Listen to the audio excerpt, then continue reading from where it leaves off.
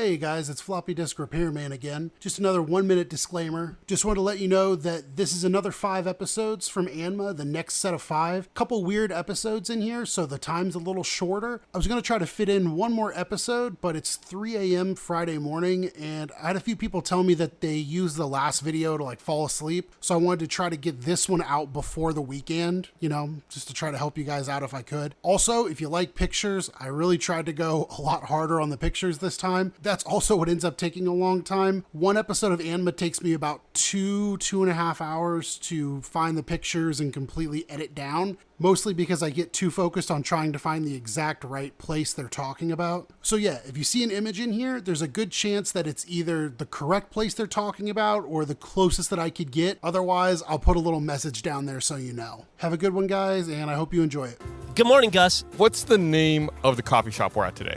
I got into a fight with you about this. Yes, you and Becca. That's why I'm asking you. You and Becca, years ago. Maybe ask that other dude. Let's. What would you? What is the name of this coffee shop? I think it's Epoch, but is it supposed to be like Epic? I call it Epoch because that's how you pronounce the word Epoch. The word you pronounce it is epic. Well, there's an H, isn't there? Epic. I don't know why. Why epoch? What does that have to do with it? Whether there's an H or not? You know what? That's a great long E, short E. It's a fantastic point, and I hadn't considered that. Hold on. Epic. Oh. But I believe the coffee shop is actually Epoch. Okay, then fuck you. I think the pronunciation of the word is epic, but I think the pronunciation of the word is Epoch. Fuck off. Thank you. I lost the ability to say fuck you after I played the definition pronunciation. So we're at Epoch on North Loop. I had my first minor fear when I got here a little early because I was coming from the office. I had to do some audio. And I had my first minor fear when I thought, this might be the first coffee shop we're going to. Maybe not the first, but it has a lot of locations. And what if we meant different locations? What? Yeah. But then I was like, no. Clearly we mean this. This is the main one, the first one. Yeah, this is the one I always think. I know there are others, but I feel like when you say Epoch, it's this one. When you say Epoch on and then a street, it's one of the other ones. Like, that's the way my mind works. This is definitely like the Epoch that I think of when I think of Epoch, but I actually go to the one on Far West more often these days. This one? Okay. Oh, yeah, okay. Just because it's nice, and my dog's vet is up there, so I find myself up there a lot. Biederman's Deli is up there. It's a great deli. You get a Biederman belly if you eat a pastrami. I said it out loud. I can't believe you said it out loud. I said it out loud. I was waiting to see. I was going to ask what kind of sandwich you Podcast crossover. Oh, yeah. Man. I got sick on pastrami once. This place is not too far from the Home Slice where we recorded episode 3. It's just walking distance down the road from here. But this has always been like this has always been a part of Austin that I really liked. Mm-hmm. This little strip right here of North Loop.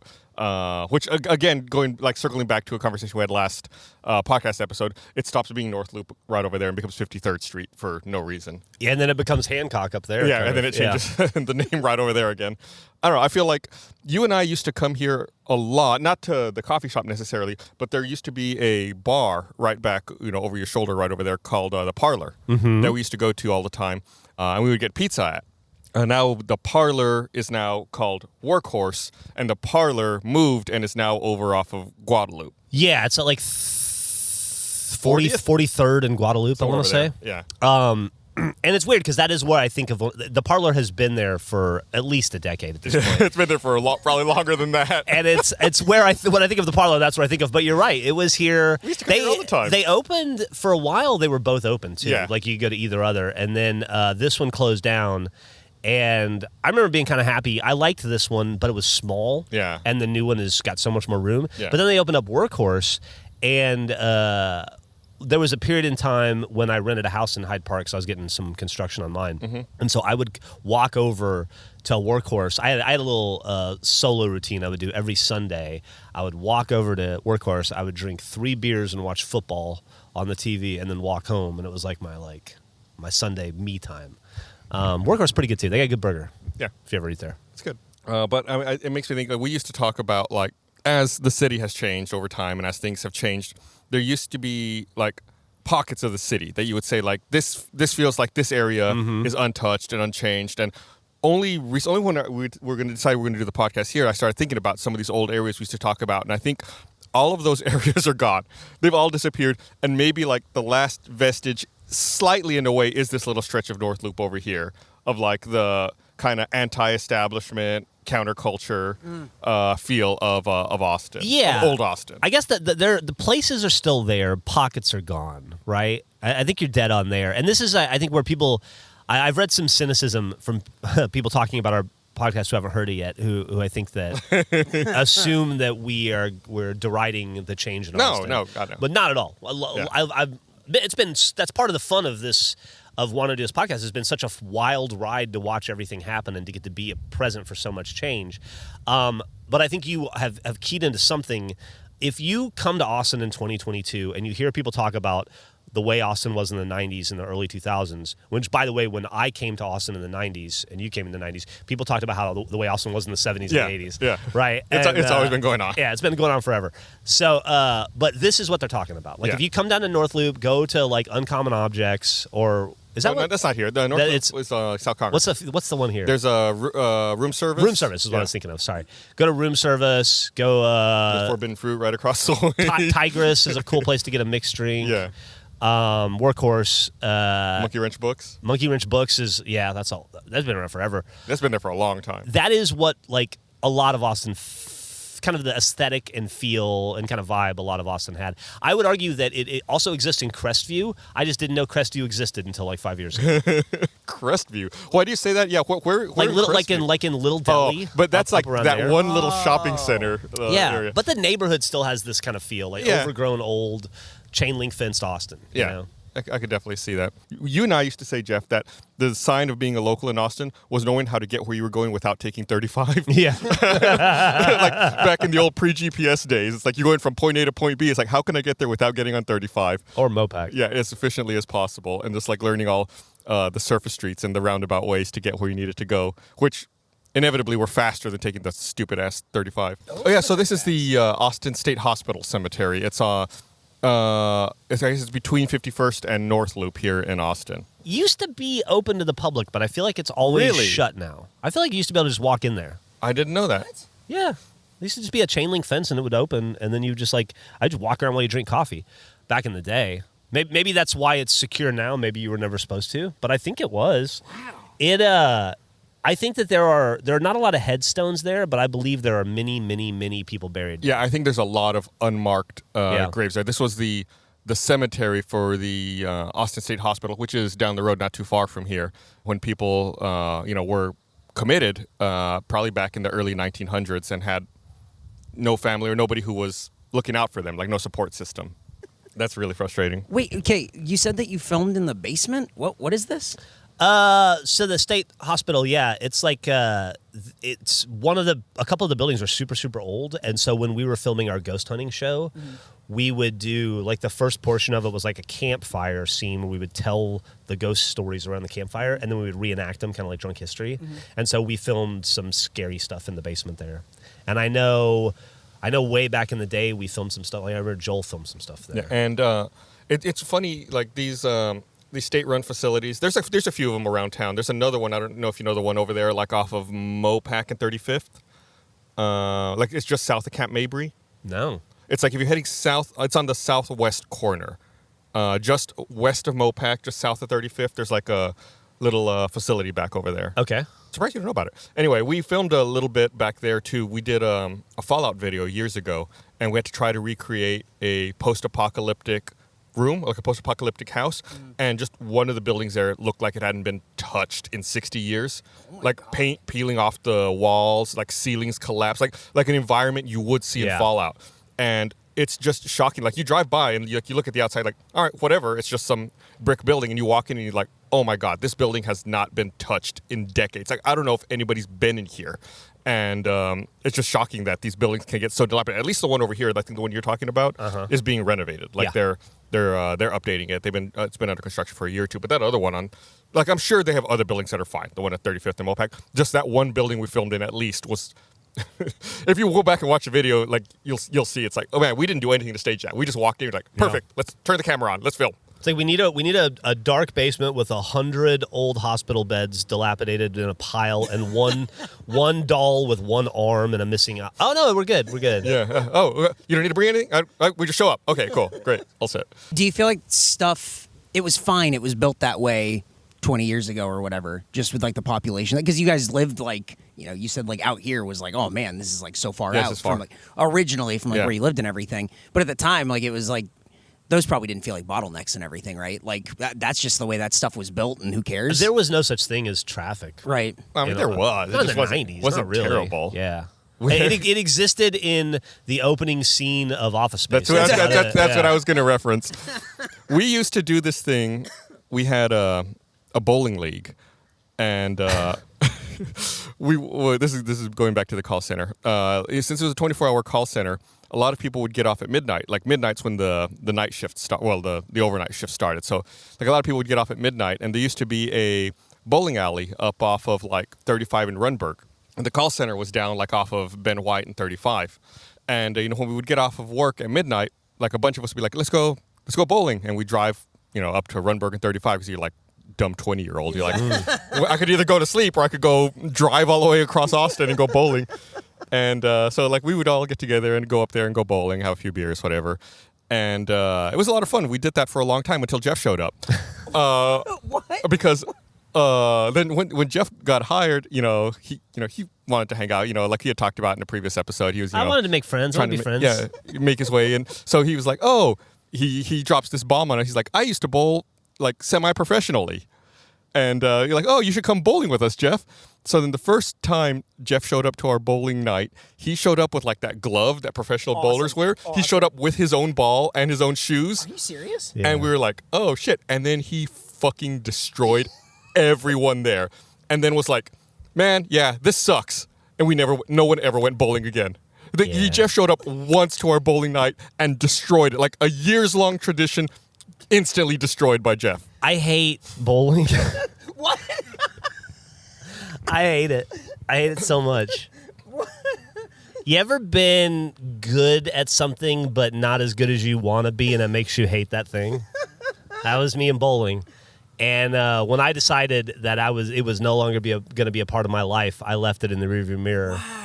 Very far in the rearview mirror. I only even attempted to bowl because I was so desperate for friends.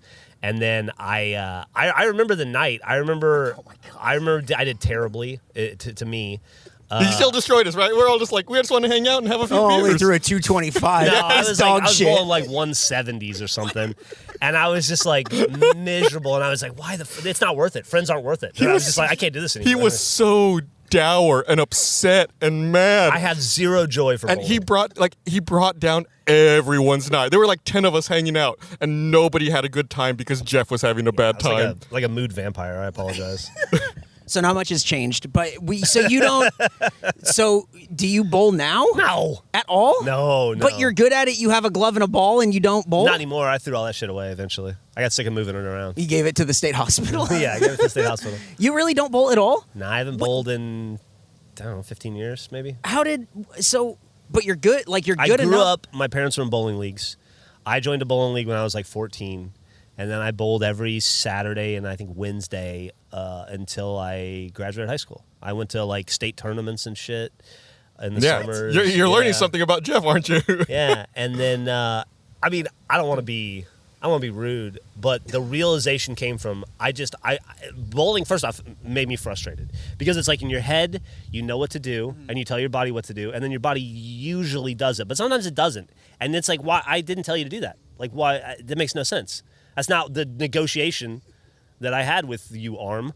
But in addition to that, I was like 17 or 18 when I was coming out of it, and I saw the people that I was like, I just didn't want to be a part of that family anymore. Does that make sense? I just didn't want to be a part of the bowling family anymore. That's not how I wanted to spend my nights and weekends. Wow. And to get really good at it, I'd have to commit more time, and it would have been more time around people I didn't want to spend time with, and doing something that genuinely made me mad at myself.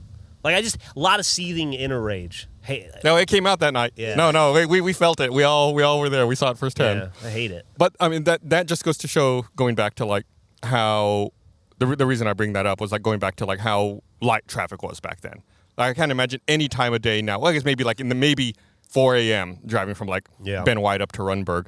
That what used to be the bowling alley is now a school. It's like a private school. I don't know if you've ever driven by there now. Really? Yeah, they converted it to like some private school up there. Like the building's still there. They just like took the sign down and repainted it. That's funny. And now it's a school. It was Showplace Lanes. That's what it was called. Showplace Lanes. Yeah, that place closed 15 years ago or something. You know what's sad? It's also sad that Dart Bowl closed. Oh, yeah. And that's not too far from, or it wasn't too far from here. Yeah, it's right next to the high school, and I always felt like I discovered Dart Bowl too late. I think it's like middle of neighborhoods. Like you gotta know it's there. Yeah. And they had such a good restaurant. Yeah. And I didn't discover it until like maybe it was one of those things where I didn't find it until like 3 or 4 years ago. It was probably the first time I went just to eat lunch there. And it was like right before they closed. And then they were gone. Yeah. I think I probably went because they were like, Dart Bowl's in danger of closing. I got to go check it out before it's gone. Yeah, and now it's gone. There's not many bowling places left. There's like Highland Lanes over there. Yeah. God, where else? If you wanted to bowl, is that the only place you could bowl? There must be other bowling. There must be, but I can't think of it. You know, it's funny because we have a friend who used to complain, I don't know if you remember this, who used to complain that all the batting cages in Austin were gone. You remember that? Yeah. They are. Yeah, like back in, there used to be one close to the call center back over there like at Ben White and 35, and then that one closed like in 99 or 2000, and he would just complain nonstop. Like, now you got to drive to like San Marcos for batting cages. What was the first year you went to South by Southwest? What a great segue. The first year I went to South by Southwest, it probably wasn't until we started doing this. So it probably would have been like 04 maybe, Okay. 05, something like that. What about you? You probably went way before me. I think my first year was 96, Wow. but that was just for music, right? Like, it was just a music festival to me back then. I assumed that the other shit was there too. I just wasn't definitely film. keyed into it, yeah. And so I just remember because it was 96, there was a band I wanted to see, and I think it was a band called Less Than Jake. And it was $36 for a wristband, and I remember thinking, like, I'm gonna pay $36 to see one band play. Like, this is wild. And I ended up going to a bunch of other shows, but yeah, the idea that a wristband, I remember having to kind of scrounge for the money. How much is a music wristband now? Like $1,000? $1,200, I think. Yeah. The equivalent of what I had then is over $1,000. It's interesting to me, like thinking about that time frame that you're talking about here, like late 90s, 96. You know, these days everyone's talking about, I don't want to get like too downer on this podcast, but we already talked about a cemetery. Everyone's talking about, the recession, how's the economy doing? And I feel like, we've lived through a couple here in Austin, like a couple of busts, right? And the first one I remember living through would have been like the .com bubble bursting in the late 90s. And it's funny because I was driving around and I was thinking about this past weekend about how it seemed in the mid to late 90s, everyone was like, this is it. Austin's going to explode. It's going to be like kind of like the talk they're having now, like the next San Francisco, like next tech hub, big innovation, all these big things were happening. And then the .com bubble burst, and it was like, for a brief period of time, it was almost like a ghost town. At the time, that's when the skyline you see now, like all of that construction really started. Well, it hadn't quite started, but some of it had started at that point. And I remember that these companies that had attached their name to buildings, that these companies no longer existed. So like they couldn't finish. There was a period of time where there were unfinished buildings in Austin. There was one building down off of Cesar Chavez where they only had the money to finish the exterior. So again, going back to like what we talked about the hospital, if you looked at the building from the outside, it looked fine. But if you went up to a window and looked in, it was all like dirt floors and like bare walls because they didn't have any money to finish it. And like they had laid everyone off. So like these companies didn't need these buildings anymore. So they were just like shells.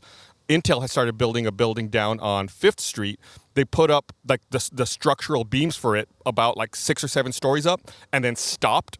And it was just like this bare building for 8 years maybe? Yeah, about that. Yeah, and that was just like left there that eventually they had to demolish. And it was weird where it's like, oh shit, like is this it? Is Austin over? Like did we put too much money in this tech thing and now it's not panning out and now like the whole city's going to contract? Yeah, that that Intel building was kind of like a big monument to our hubris for a brief period of time, it felt like. And we just had to look at it for years and years and years. And I remember, do you remember that they would, I don't know if it was for a long time, but they started doing aerial dancing there from like, they had people like, they used the structure to have people like dance from ropes and cables and shit, which they still do at Seaholm sometimes. Which is very neat. Yeah, dude, that's wild. I forgot about that building. I remember when they imploded it. It was fucking loud. Yeah, it was really loud. And it wasn't that long. I want to say they imploded it 2009, 2010. Wow, it was there for a long time. That's crazy. That's a really long time. It was there for a really long time. Wow. That building was just there. It's where the federal courthouse is now. Yeah. Over there, kind of by like Republic Park. That's where that changed. It used to be over there. I gotta say, that federal courthouse. I remember when I lurk in some skyscraper forums. Yeah. I have for a very long time. And I remember when the plans for that came out, and it was one of the ugliest looking sets of blueprints I've ever seen, and nobody was happy about it. And then that building got built, and it's actually quite striking. I think the biggest complaint I have about it, you're right, it looks fine. Yeah. It just seems like, what else could it have been other than a federal courthouse? For sure. Especially like wrapped around that park, and like, there was a lot of opportunity there. Yeah, it's fine. I wish, even if they had extended the park or made, a more welcoming public space. But I get it, whatever. They need to have courthouse to make money off of putting people in jail or whatever. So you do you. Oh man, we were talking about South by earlier, and that like those early '90s South by. That reminded me, that show I went to was at the Back Room. It was the first time I'd ever been to the Back Room. Oh God, that's a piece of Austin history right there. That was off of Riverside. It's emos now. Okay, yeah.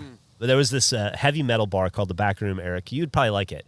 So if you wanted to see like, I don't know, like one night it would be like deathcore, like or grindcore band, and the next night it would be like a metal band. The next night it would be like a skinhead oi band, and it was just like, it'd be like, oh, I'm gonna go there see the Business tonight, and then tomorrow night it's like, I don't know, Megadeth or some shit. Not a band that big, but Kill Switch Engage or like one of those bands.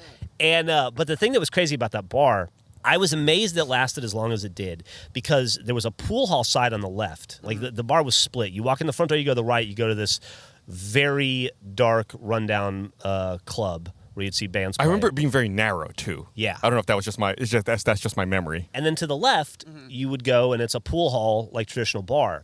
And on Friday nights, they would have 10-cent well drinks till like 11 p.m. Are you serious? Yeah, till like 10 or 11 p.m. What year was this? Oh, it was 97, 98. Oh my God. So you would go there, and there would be a bunch of like metal necks, as we used to call them, like redneck metal dudes seeing a band play and getting fucking hammered. And then on the other side, you would just have the people that show up to get drunk for 10 cents a drink. And so it'd be a lot of gangs and then a lot of just like really sketchy, unsavory dudes. And there was always a fight. Always a fight. Like it was we used to wonder, like, is the police going to have to roll a SWAT team to break up a riot at the Back Room this weekend? Like, it was so regular. I got caught in a riot there. I was seeing this band called the Cro-Mags play. Oh, hell yeah. And there was another band that was opening for them who were like friends of friends, and they were staying at my house. And so I was just like in the parking lot after the show, and some dude walked by with a rebel flag belt buckle on. And it started a fight with some of the dudes that were hanging out there. And then it turned on to a full-blown, like, 40 people fighting in the street. Nobody knew who was fighting who or why. And I was just, like, standing there like, I didn't get the fuck out of here. Yeah. I saw a cop run up and mace two girls in the face and then shove them off like a loading dock. Wow. And they just fucking ate shit. Yeah. It was brutal. It was getting bad. And I was like, I grabbed the friends and we got the fuck out of there. But that's what that place was like all the time. We have a friend who... I was going to tell that story. You tell it. I've been I have talking a friend named Jacob. Really nice guy. And really nice guy. Yeah, super nice. He was going to a show at the Back Room one time. He worked at the call center too. That's how we knew him. He's 18 at this point, by the way. He's going to a show at the Back Room. And he goes in, and they're checking his ID at the door. They're going to put the X's on his hands because he's under 21, so he can't drink. And he says that as he's handing over his ID to the bouncer, someone just like sucker punches him. What? It was worse than that. No, you're right.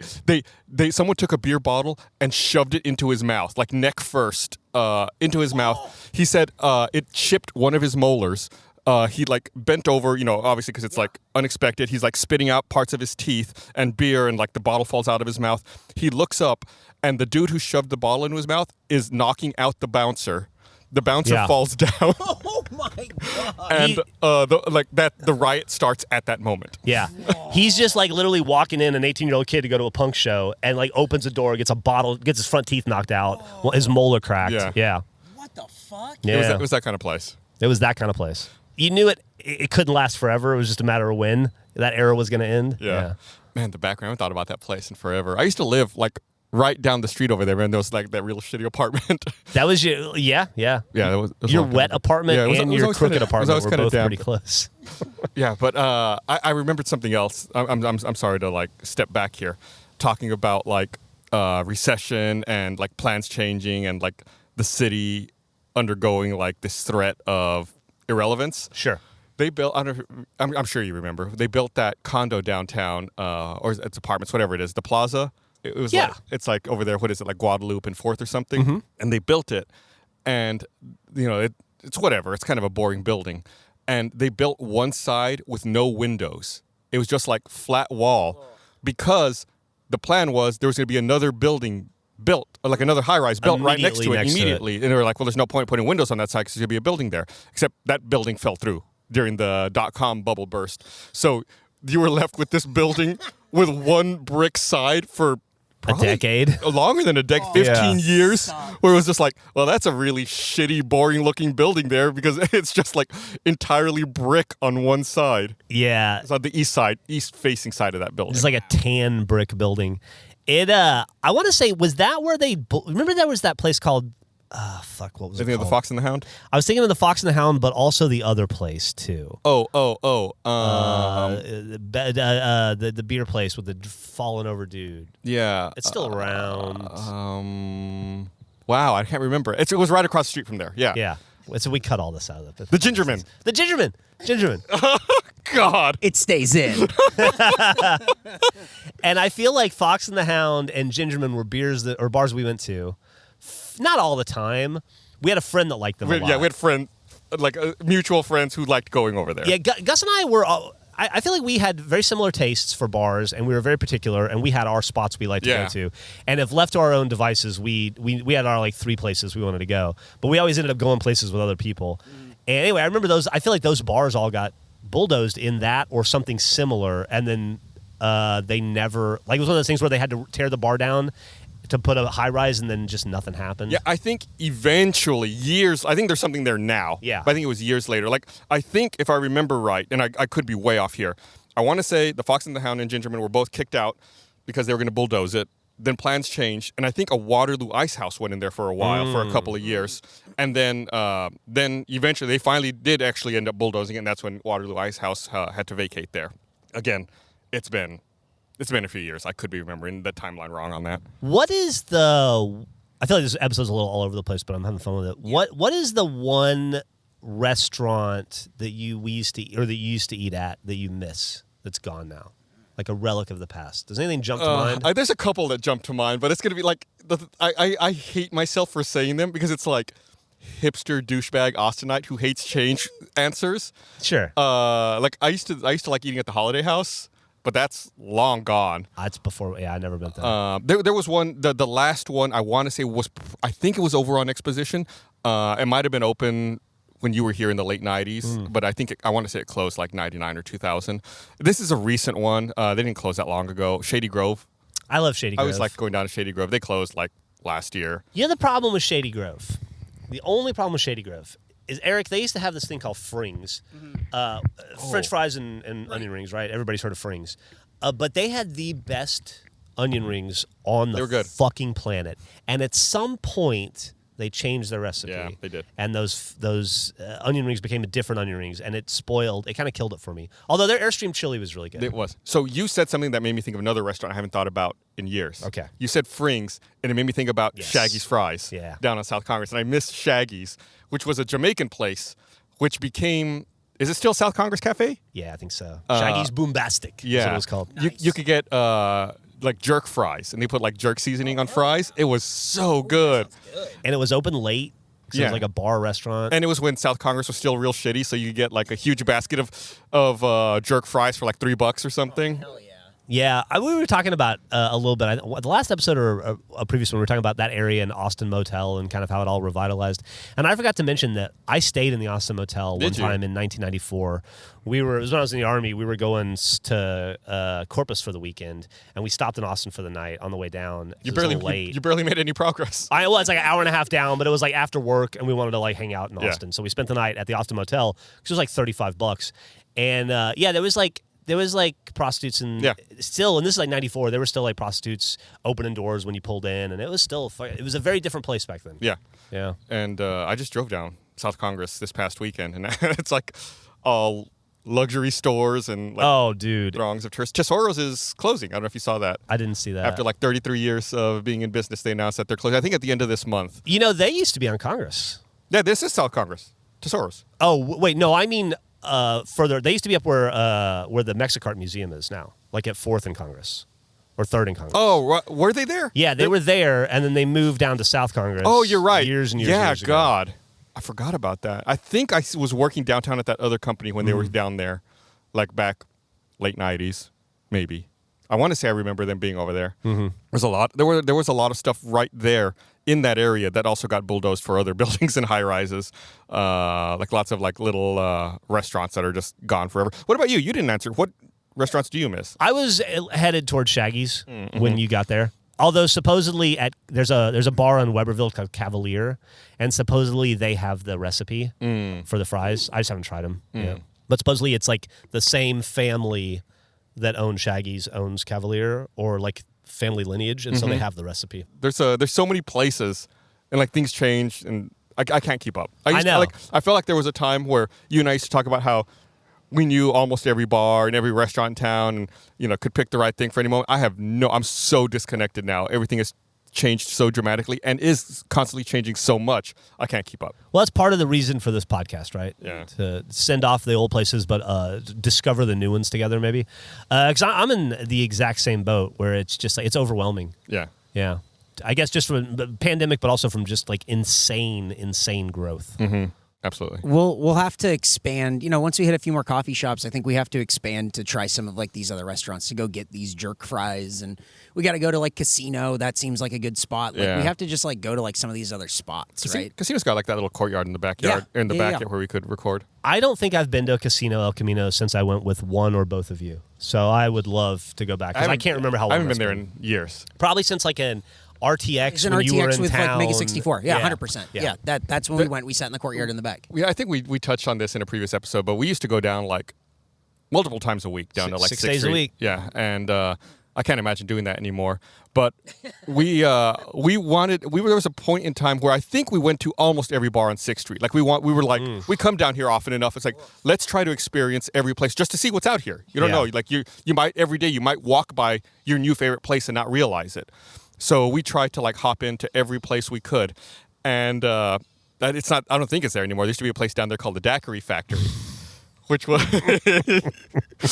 just like the name implies. Like you walk in and it's just like a huge wall of daiquiri machines. You tell them what you want. Very New Orleans. Not our scene, but in the spirit of we're going to try every place down here. We went to the Daiquiri Factory once, and I think Geoff and I walked in and we instantly knew like this isn't our place. This isn't us. And they knew too. Yeah. And if I remember right, I want to say like they even had like a hostess who met us at the door and like took us to a table, and then like a waitress came out to like take our order and stuff, and the waitress came and took our order and walked away, and Geoff and I like looked at each other like, yeah, this place isn't for us. And she came back with our drinks, and I don't know what possessed Geoff to say it, but like the waitress puts our drinks down, and Geoff looks at her and goes, "Hey, just so you know, when she sat us down, the hostess was talking shit about you."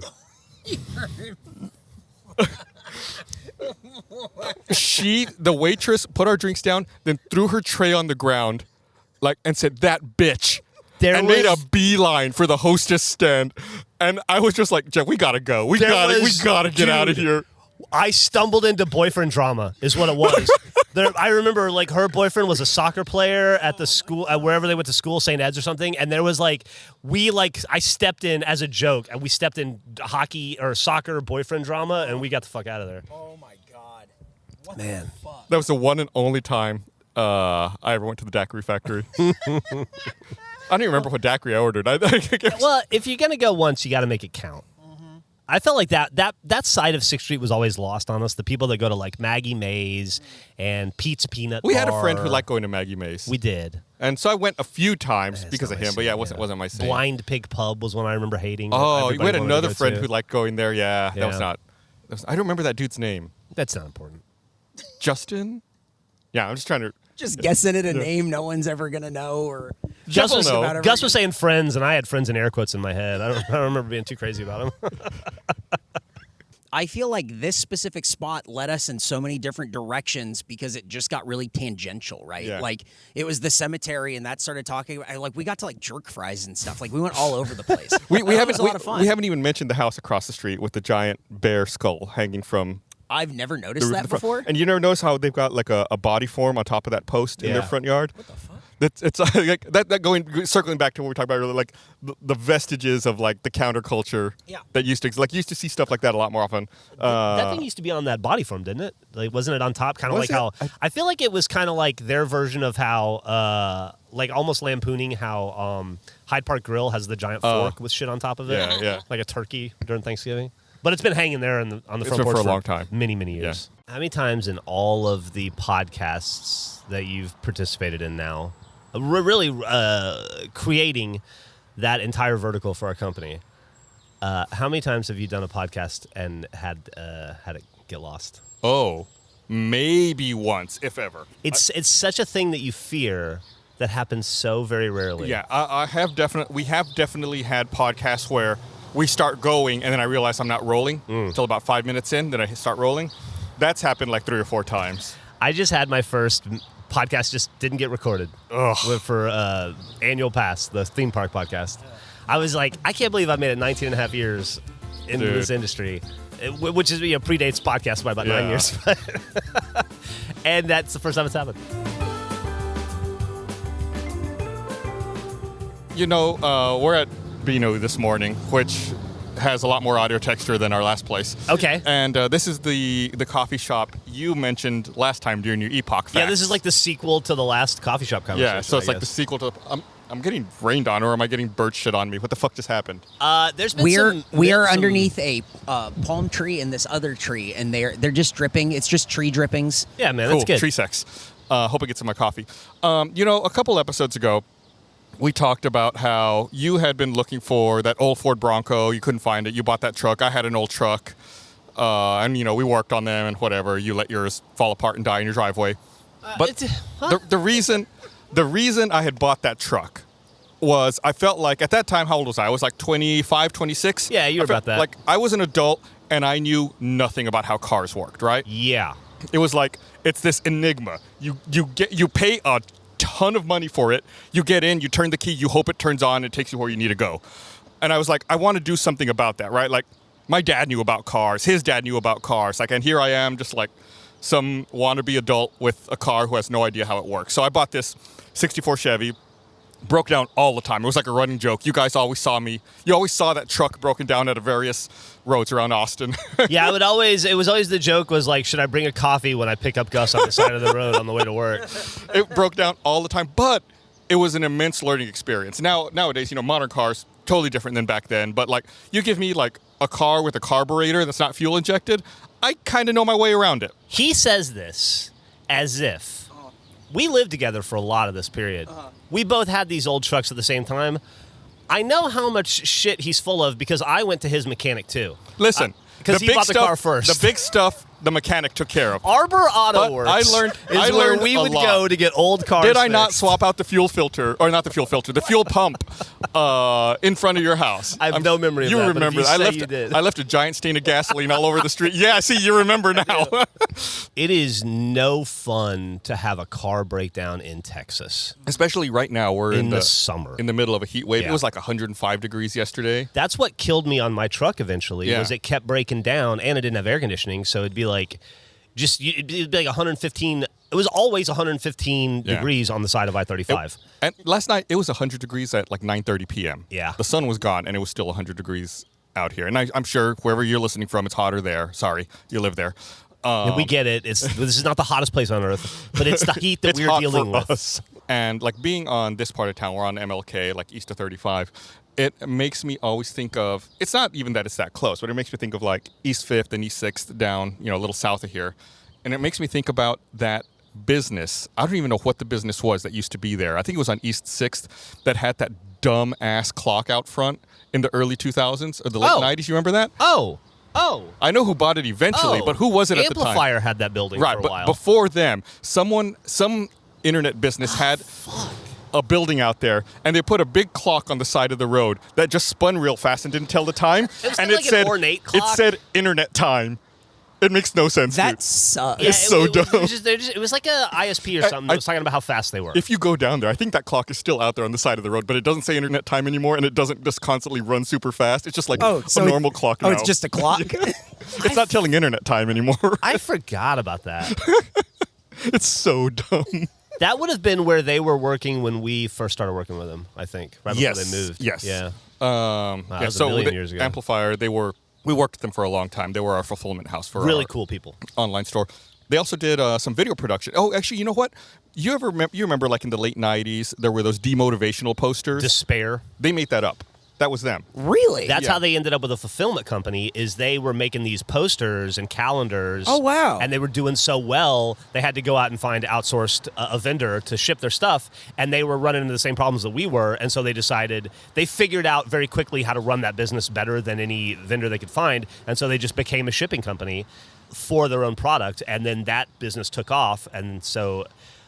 So they were a fulfillment house for years. For years and years So yeah, and the demotivational poster people, if you bought something from us for 10 years or so, the demotivational poster people sent you your merchandise. Crazy thing about them is they had because they're Austin, right, local, they had the Live Strong campaign. Like they did the shipping for them. Those little yellow bracelets. I don't know if you remember back in the day when those yellow cancer bracelets came out. Oh, yeah. Apparently, anti-cancer bracelets. Anti-cancer bracelets. Yeah, they didn't give you cancer. They were. I will say it's hard to find the cancer bracelets. Yeah. Most are anti. Those are made of lead, and they're still around.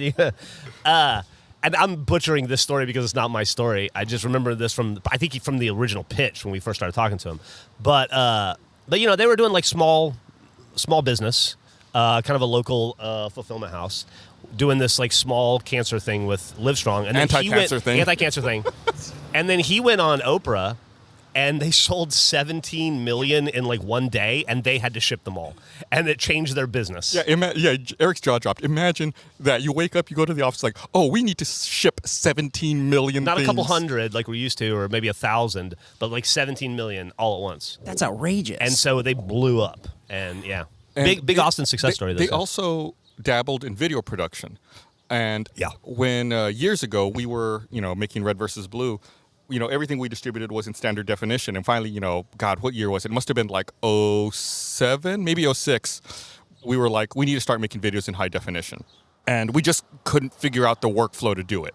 We had the capture card, but just like hard drives weren't fast enough back then. It's like you couldn't write data fast enough to do this capture. Codecs hadn't really, hadn't really matured to the point where you could do this easily.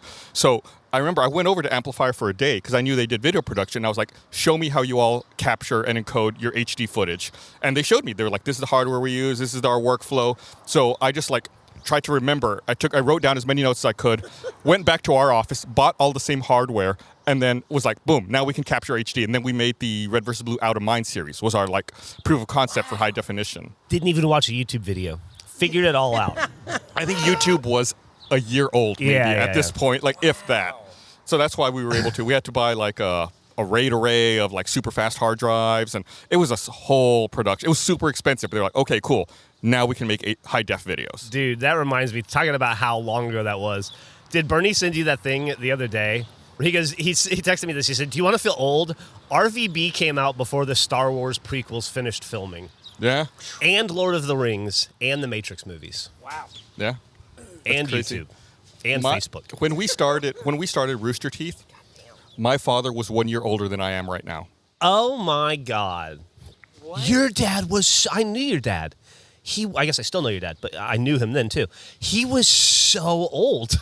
He was such a dad. He was 1 year older than I am right now. Your dad had gray hair back then, I think. Crazy. That's wild, right? I guess how does that make you guys feel? Kind of just it's been so long you've been doing this, and now you're getting to the point where it's just like, yeah, that's how old my parents were. I made this realization the other day because I was reviewing a video we were going to put out where I'm acting like a jackass, and I was like, my dad was a year older than this. I can't imagine my dad walking around with an iPhone filming this. And that would have been him. Well, now I got to figure out how old my mom was. Okay. 2003. In 2003, and I'm born in 1975, and so you add the 5 gets you to 80, and that's 5. And then 2, that's 25, 28. I was 28 in 2003, and my mom was born in 1955, so that makes her 20 years older. That's 48. So she was 1 year older than me. Oh, you're in the same boat. Jesus. It's really scary when you contextualize it that way, huh? Oh, my Lord. Right across from BNU is a giant construction site.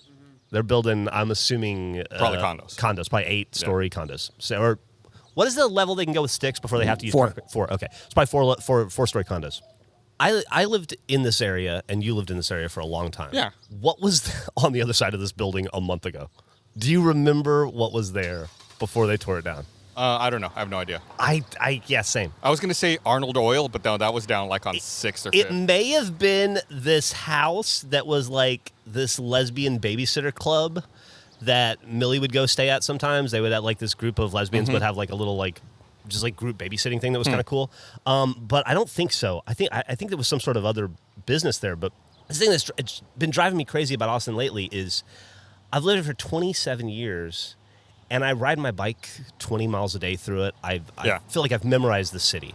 But the second something gets bulldozed, I lose all memory of it. And it's like it might as well have never existed. I use Google Street View historic data all the time to try to remember what was where and what something looked like. It's funny you bring that up because I was recently thinking about Flipnotics, who I hadn't thought about in years. That would have been like that would have been a prime, ANMA location to record at if they were still around. But it was like a coffee shop that had a couple of locations around town. They're gone. They've probably been gone 15 years. I want to say and this is going off of, well, first off, Flipnotics is the very first coffee shop I ever went to in Austin in 1994. It's over off was off Barton Springs. I think it's a clothing like store and a juice land or something. Not a juice land, but like whatever, Daily bar, Juice maybe. Yeah.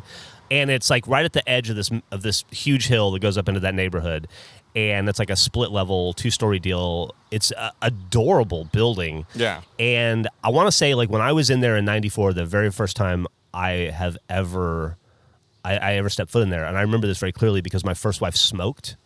And we walked in, and the guy who owned the place was talking about having cancer, like lung cancer, I think. And my ex-wife was asking if it was a smoking place. And I was like, this is not appropriate time to ask that question. Yeah. I remember being like, let's just get our coffee and sit outside. So I don't know if that had anything to do with it. I think the first coffee shop, now that you mention, I think the first coffee shop I ever went to in Austin, I don't remember the name of it. Maybe you can help me remember. It was on the drag right across from UT. It was a 24-hour place. Insomnia. Wow. Yeah. Yeah. It was right next to like La Fun and Einstein's and stuff. Yeah. I used to go there because, in the last episode we talked about bowling night at the call center. Some nights that weren't bowling night, we used to go to Einstein's and La Fun instead, which were like 24-hour arcades over there on the drag. And we would go down and we'd drink coffee. We'd get coffee at Insomnia or get whatever, and then go over to like La Fun and play, whatever video games were out there until like 4 or 5 in the morning, and then go home and sleep. Just typical dumb young kid shit. I wonder why I never had any money back. I was wasting it on coffee at midnight. I would hang out at that coffee shop in the mid-'90s all night long because I couldn't get into bars. Yeah. And just try. And there was like a bunch of gutter punks and squatters and stuff there back in the 90s. And I would just try to fit in and not look like I was in the Army, and just try to be like, just be desperate to be there with them and not in the military.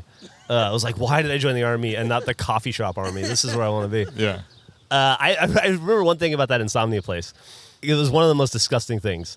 I was standing in line to use the bathroom, and they would always have people come in from outside to use the bathroom and stuff. 24-hour coffee shop? Yeah, of course. And there was this like kind of heavyset dude in front of me who was about my age, and he was fucked up. I remember he was very, very drunk.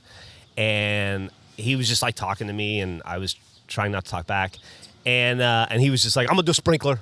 And I was like, okay, I don't know what that is. And he went into the bathroom, and when he came out, he just goes, gave me a thumbs up, and I walked in, and I guess a sprinkler is when you stand in the middle of the bathroom and you just piss in a circle my God. until you run out. And the place was just like at waist high, just covered in like a ring of urine, and I was horrified. And I actually tried to clean some of it up, and then I'm like, why am I cleaning up somebody else's mess? But then I walked outside because there's a line. And I I'm get like, you, yeah. And I was like, it's I you. didn't do that. I swear to God, that wasn't me. It was the other guy. I didn't make it. I tried to clean it up. I don't know, and I just left. Oh my horrified God. that people would think that I'd done that. I hear you. I would do the same. I would not leave. That bathroom would be spotless. Yeah. I'd be like, oh my God. You guys are nuts. That's crazy. I'm neurotic. I don't want people blaming me for that. I'm not going to touch some stranger's piss. Well, I used You wouldn't touch it. paper towels Yeah, and you had a bunch of stuff. paper towels. But it was like I felt so bad, and then I remember thinking too, like somebody's got to clean this up. Yeah. Just because somebody wanted to be a dickhead, you know, You want to do a sprinkler. because you want to do a sprinkler, but it's something I'd never heard of before or since. Yeah, I feel like I quickly figured it out, but Yeah. I'm horrified here to know that someone actually does that. I wonder why people don't want to work these kinds of retail jobs anymore, huh? No kidding. God, imagine that. You're just like, you're working at a coffee shop just to make some money. It's like, great, someone pissed all over the bathroom, and now I got to clean that up. Oh, man, somebody did a fucking sprinkler in here. Can I tell you, this is not an Austin story, but this is a high school story. Can I tell you the worst story about bathroom cleanup? Oh, God. Just brief. I won't get into it. But in high school, I worked at a place called Sydney's Fried Chicken in Theodore, Alabama. And it was like a low-rent Popeyes. Okay. And so I worked in the back washing dishes because I made the customers uncomfortable. This is the release. Yeah, on brand early on.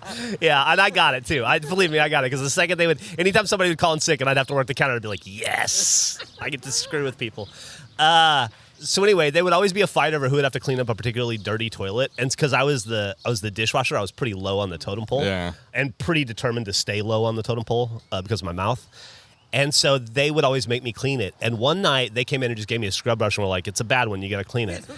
And so I was like, "Ugh!" So I went to clean it, and I scrubbed it. And it was a ladies' bathroom, and it was hideous. And it was a doo-doo explosion. It was very terrible. I don't want to get into it, but Doo-doo explosion is enough. There was this girl I worked with. I think her name was Bianca, and she was the one who didn't want to clean it, and I hated her. And this wasn't on purpose, but she was my friend's sister, and I just didn't like her.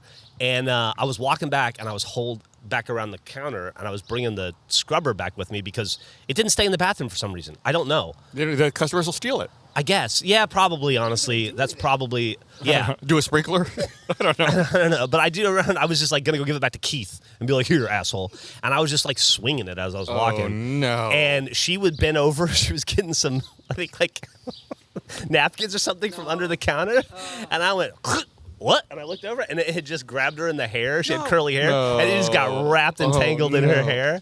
And it was in there. And I had to, like, separate it. And she was screaming, and it was a whole thing. And she got to go home, and I got yelled at. This is one of those things, obviously, like you said, you didn't do it on purpose. I think it was one of those things that subconsciously your mind set up. Oh, absolutely. Yeah, right? Your mind set this scenario in motion, and you got to experience it. Is her name Bianca? Anyway, that's neither here nor Austin.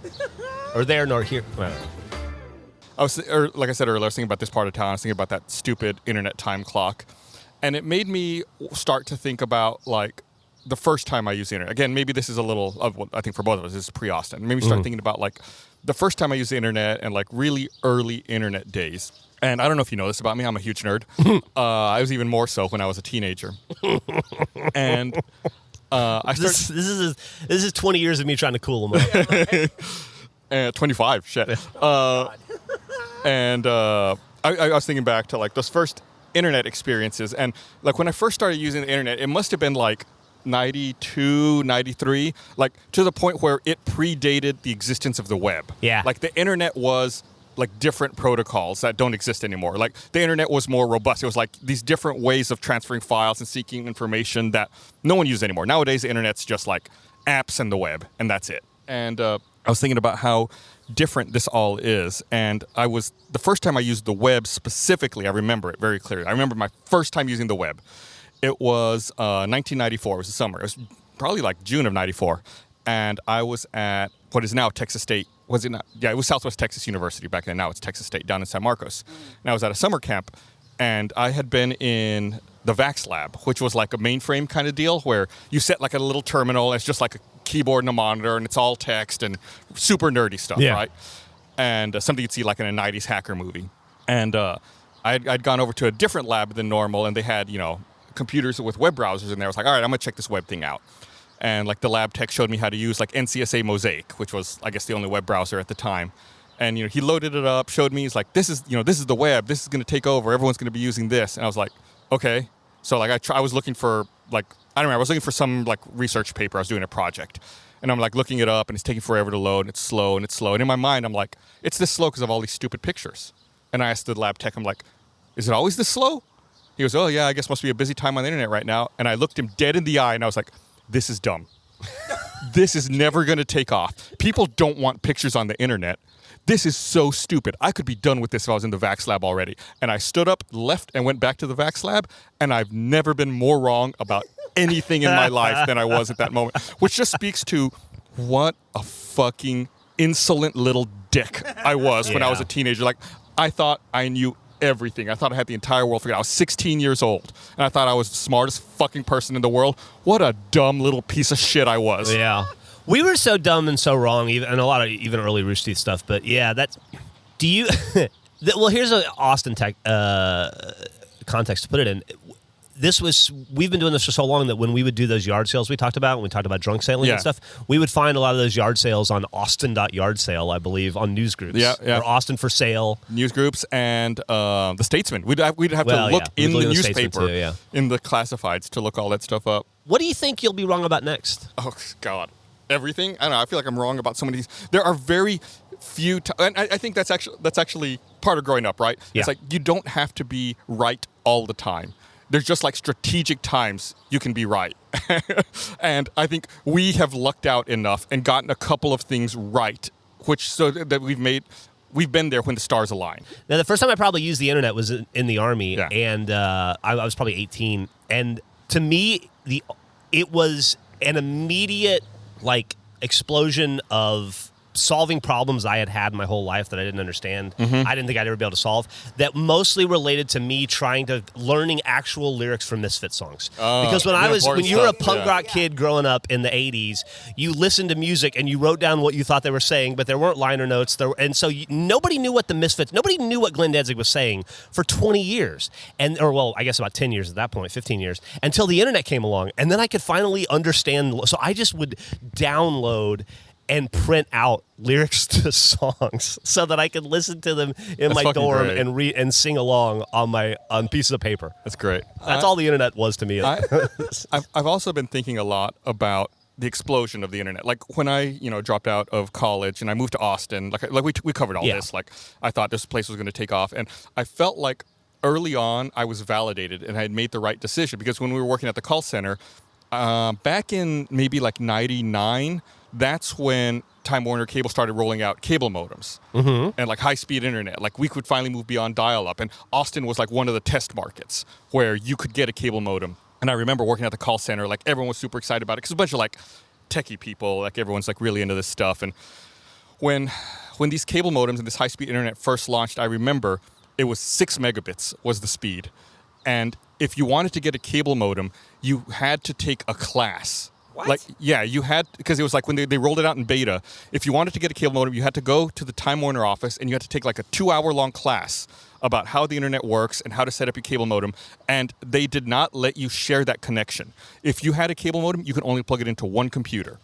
If you wanted multiple computers on the internet, you had to get multiple cable modems. So for a very brief period of time, at least here in Austin, I don't know how it worked elsewhere, a lot of the coworkers that we had would set up this like proxy software, because they would run the internet into one computer and then put a second network card in their computer, run like a proxy router on that computer, and then like plug that into a hub and share it amongst all the computers in their home. What year was this? 99. Jesus Christ. Yeah. And this was like for the first 6 months to year that high-speed internet, in air quotes, high-speed internet existed. This is like the hoops you have to jump through in order to be able to get anything faster than dial-up. But I felt like in that moment when they were testing high-speed internet in Austin, that's when in my mind I was like, I felt validated. I was like, I made the right decision. This is the kind of town where the internet stuff's going to take off. Like we're going to be able to test things early here. We're going to be on the bleeding edge, and we're going to figure this out, and we're going to make money. Me being me and whoever I met in the future to help me with this. Like I couldn't do this on my own.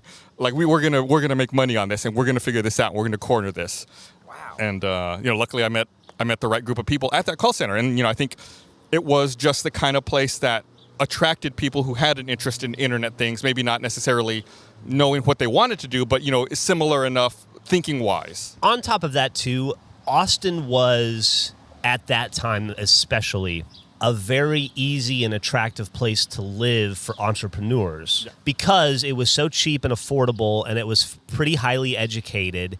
And there just is to this day, I've never experienced it anywhere else, there is an entrepreneurial spirit to the people of Austin, Texas, that like every single person here has an idea and thinks that they can figure out how to turn it into a success. And a lot of them do. Yeah. And the people in the city support the hell out of it, and that's something that I haven't seen change the entire time I've been here, is that Austinites support other Austinites in their entrepreneurial dreams. Yeah. I think that is changing awesome. A bit, just as the city has grown, for better or worse. It's just like a bigger city. People are more involved in what they're doing and their day-to-day thing, as opposed to trying to help other people out. But, just something you said before in a previous episode, it's like for a long time, it was, what did you call it? The Velvet Ditch? The Velvet Ditch is not my phrase, but yeah, I think it was a place where you could get by on very little money and just try to, do whatever it was that you wanted to do, try to make those dreams happen.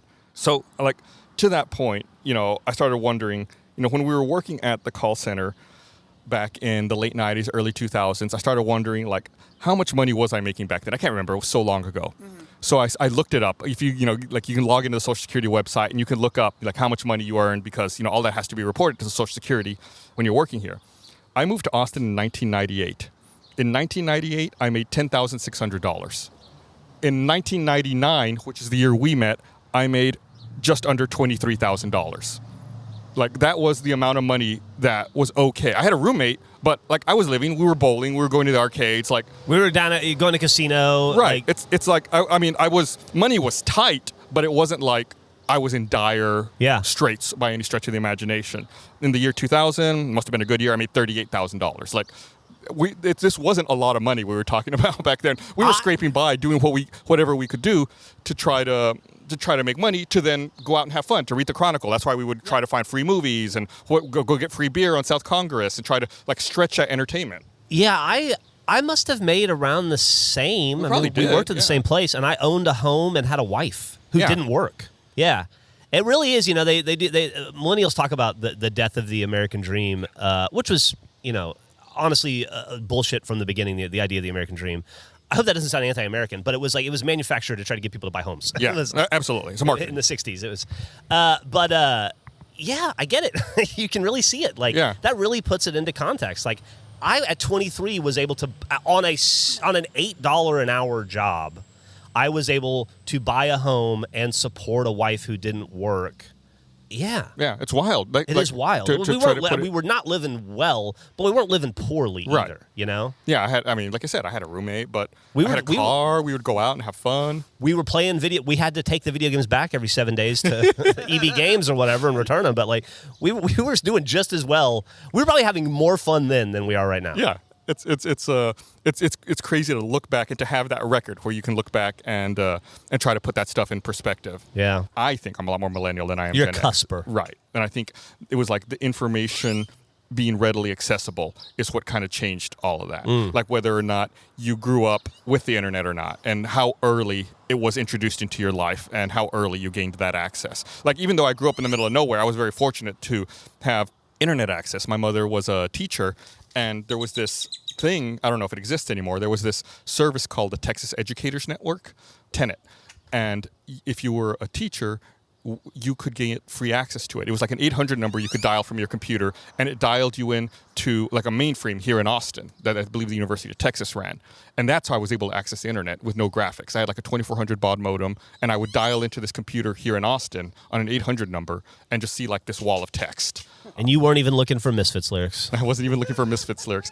But, that's, like, how desperate I was to try to access it. And then even try to monetize it. Can I tell a bad story? Yeah. Hell yeah. So, like we said, I grew up in a small town of, like, 20,000 people. I was far and away the first person and to have the internet in that town, and I was the only person to have access to internet in that town. This is Eagle Pass. Yes. And they do have internet now. Yes, they do. Okay, cool. Even though, like, this tenant thing I'm talking about, even though all teachers had access to it, it was like this very obscure thing. No one knew about it. Like, I don't even know how I found out about it. So no one used it, really. And even then, back then, if you had a computer with a modem, like I had a 2400 baud modem, it was like really weird to even have access to this stuff. Anyway, I saw an opportunity. Being the only person with internet in the town meant that I had access to research papers, I had access to other things people had written. Oh my God. And high school and junior high kids are lazy and need help getting projects done. And for a small fee, I could help facilitate and connect you with the information you're looking for at a low, very reasonable price. So I started selling access to the information that I could get on the internet to other people who went to school with me. How'd that work out for you? Lucratively. Oh, man. I used to sell blow pops. That's so much cooler. So, like, you were a cyberpunk-style information broker? Yeah, it's like, in Eagle Pass? Yeah, you need a research paper on the Hoover Dam? Well, let me put on my fingerless gloves. Let me see what I can get you here. I'm in.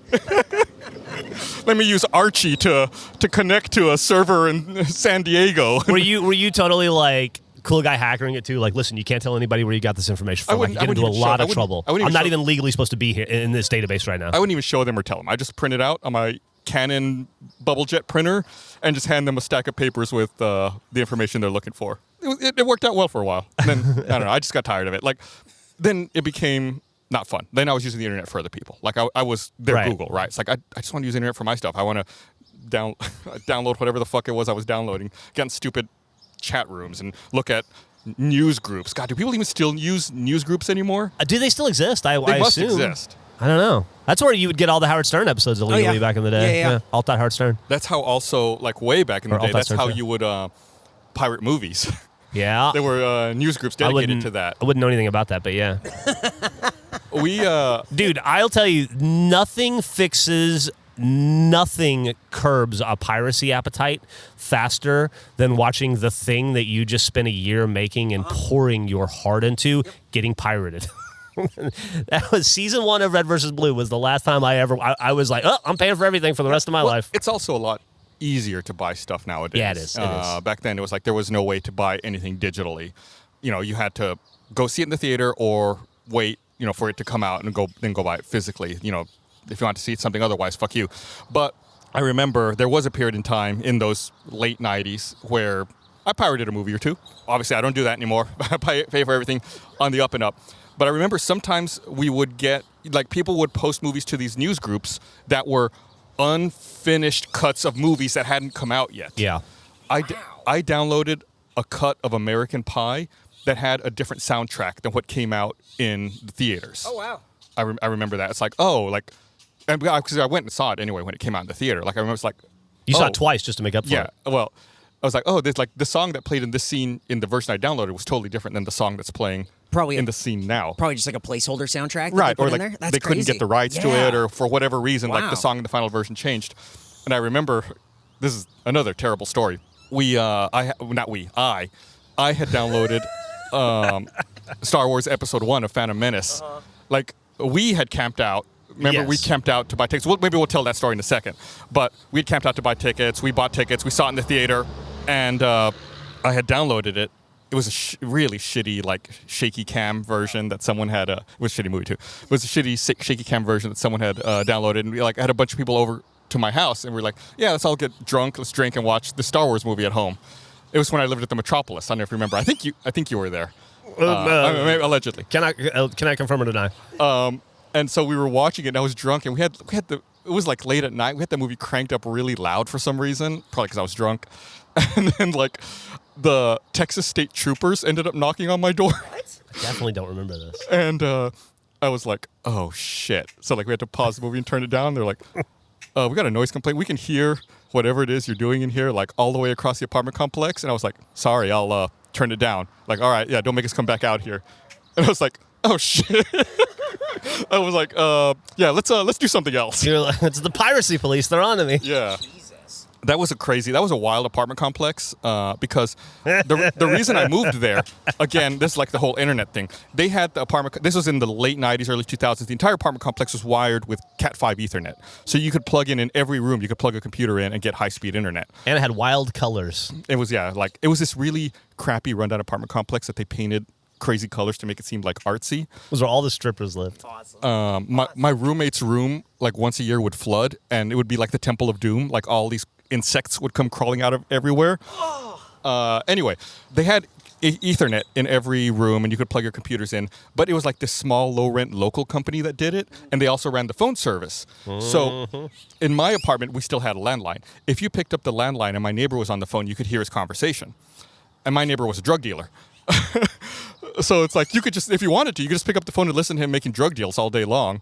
And like people come in and go in, like I knew how much everything cost because like, oh yeah, the dude next door is not exaggerating. You would come over to his house and hang out and just pick up the phone randomly and be like, let's see what people are buying tonight. What? Yeah. And I remember one time I was like sitting in that apartment, and this is off of like Montopolis or Pleasant Valley. It's Pleasant Valley. Pleasant it's over Valley, Pleasant Valley Riverside. Yeah. I was sitting in that apartment. Someone knocked on my front door, and I opened it, and it was some dude I didn't recognize. And he was like, "Hey, my name's Jacob or whatever. I live, upstairs over there. My roommate said he can eat 3 habanero peppers, and we don't think he can. He's about to try it right here in the courtyard. You want to come watch?" Are you serious? Yeah. And I was like, "Oh, okay, cool." Yeah. So I just went out and watched his roommate eat habanero peppers in the fucking courtyard of the Metropolis. Did he do it? He did it. Yeah. He absolutely did it. It was like funny. He's like, he just went around knocking on everyone's door, like, "Hey, you want to watch my roommate eat some habanero peppers?" Hey, you want to watch this dipshit? Yeah, man. I will say that they were tricking a lot of people with some wacky paint and a rusted out car that they put on a pole in front of the place. But the Metropolis in the late 90s, early 2000s, if you were in your 20s, was a pretty fun place to hang out. Yeah, it really was. It really was. It was much more expensive than the previous place I had lived at, but it was worth it for the internet, for those experiences like that. Yeah, man, you're making $24,000, baby. You can do anything. You can walk to work from there pretty much too. I don't remember how much rent was.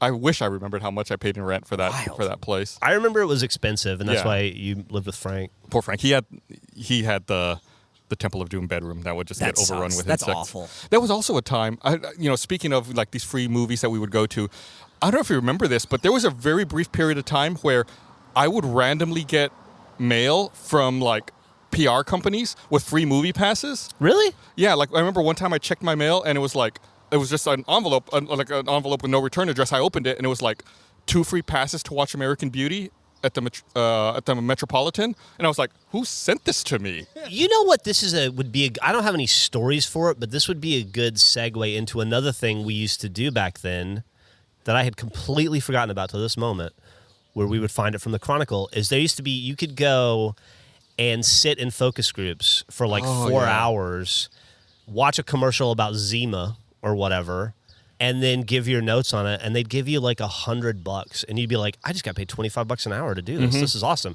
And all it cost me was Saturday.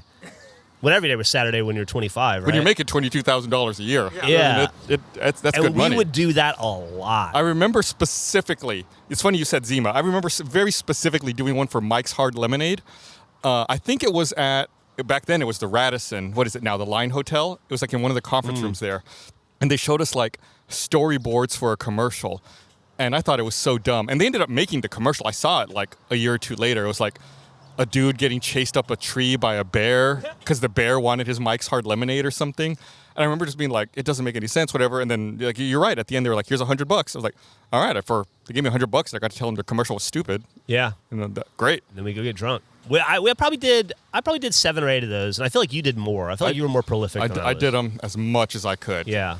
Because it was like, back then, the way I thought about it was free money, you know. And as I've gotten older, the thing I realize is that if you value your time at zero, then yes, that money is free. Yes. It's like, what is the value of your time? And back then, for $100 for 4 hours, absolutely. $25 an hour, that was 100% worth it. Yeah, I think when you're young, you don't know to value your time, and you don't know what your time is worth. That's a part of growing up, is figuring out what your time is worth to you, and you have to go through that stuff so you can determine it. And a lot of people, and the answer is different for everybody. Yeah, right? absolutely. Yeah, my time became pretty valuable pretty quick to me in those instances. I totally forgot about that. We're right at this wrap-up time. Are we? Shit. Yeah, I know. Can you believe that? Oh, wow. At that Mike's Hard Lemonade, we're going to wrap up.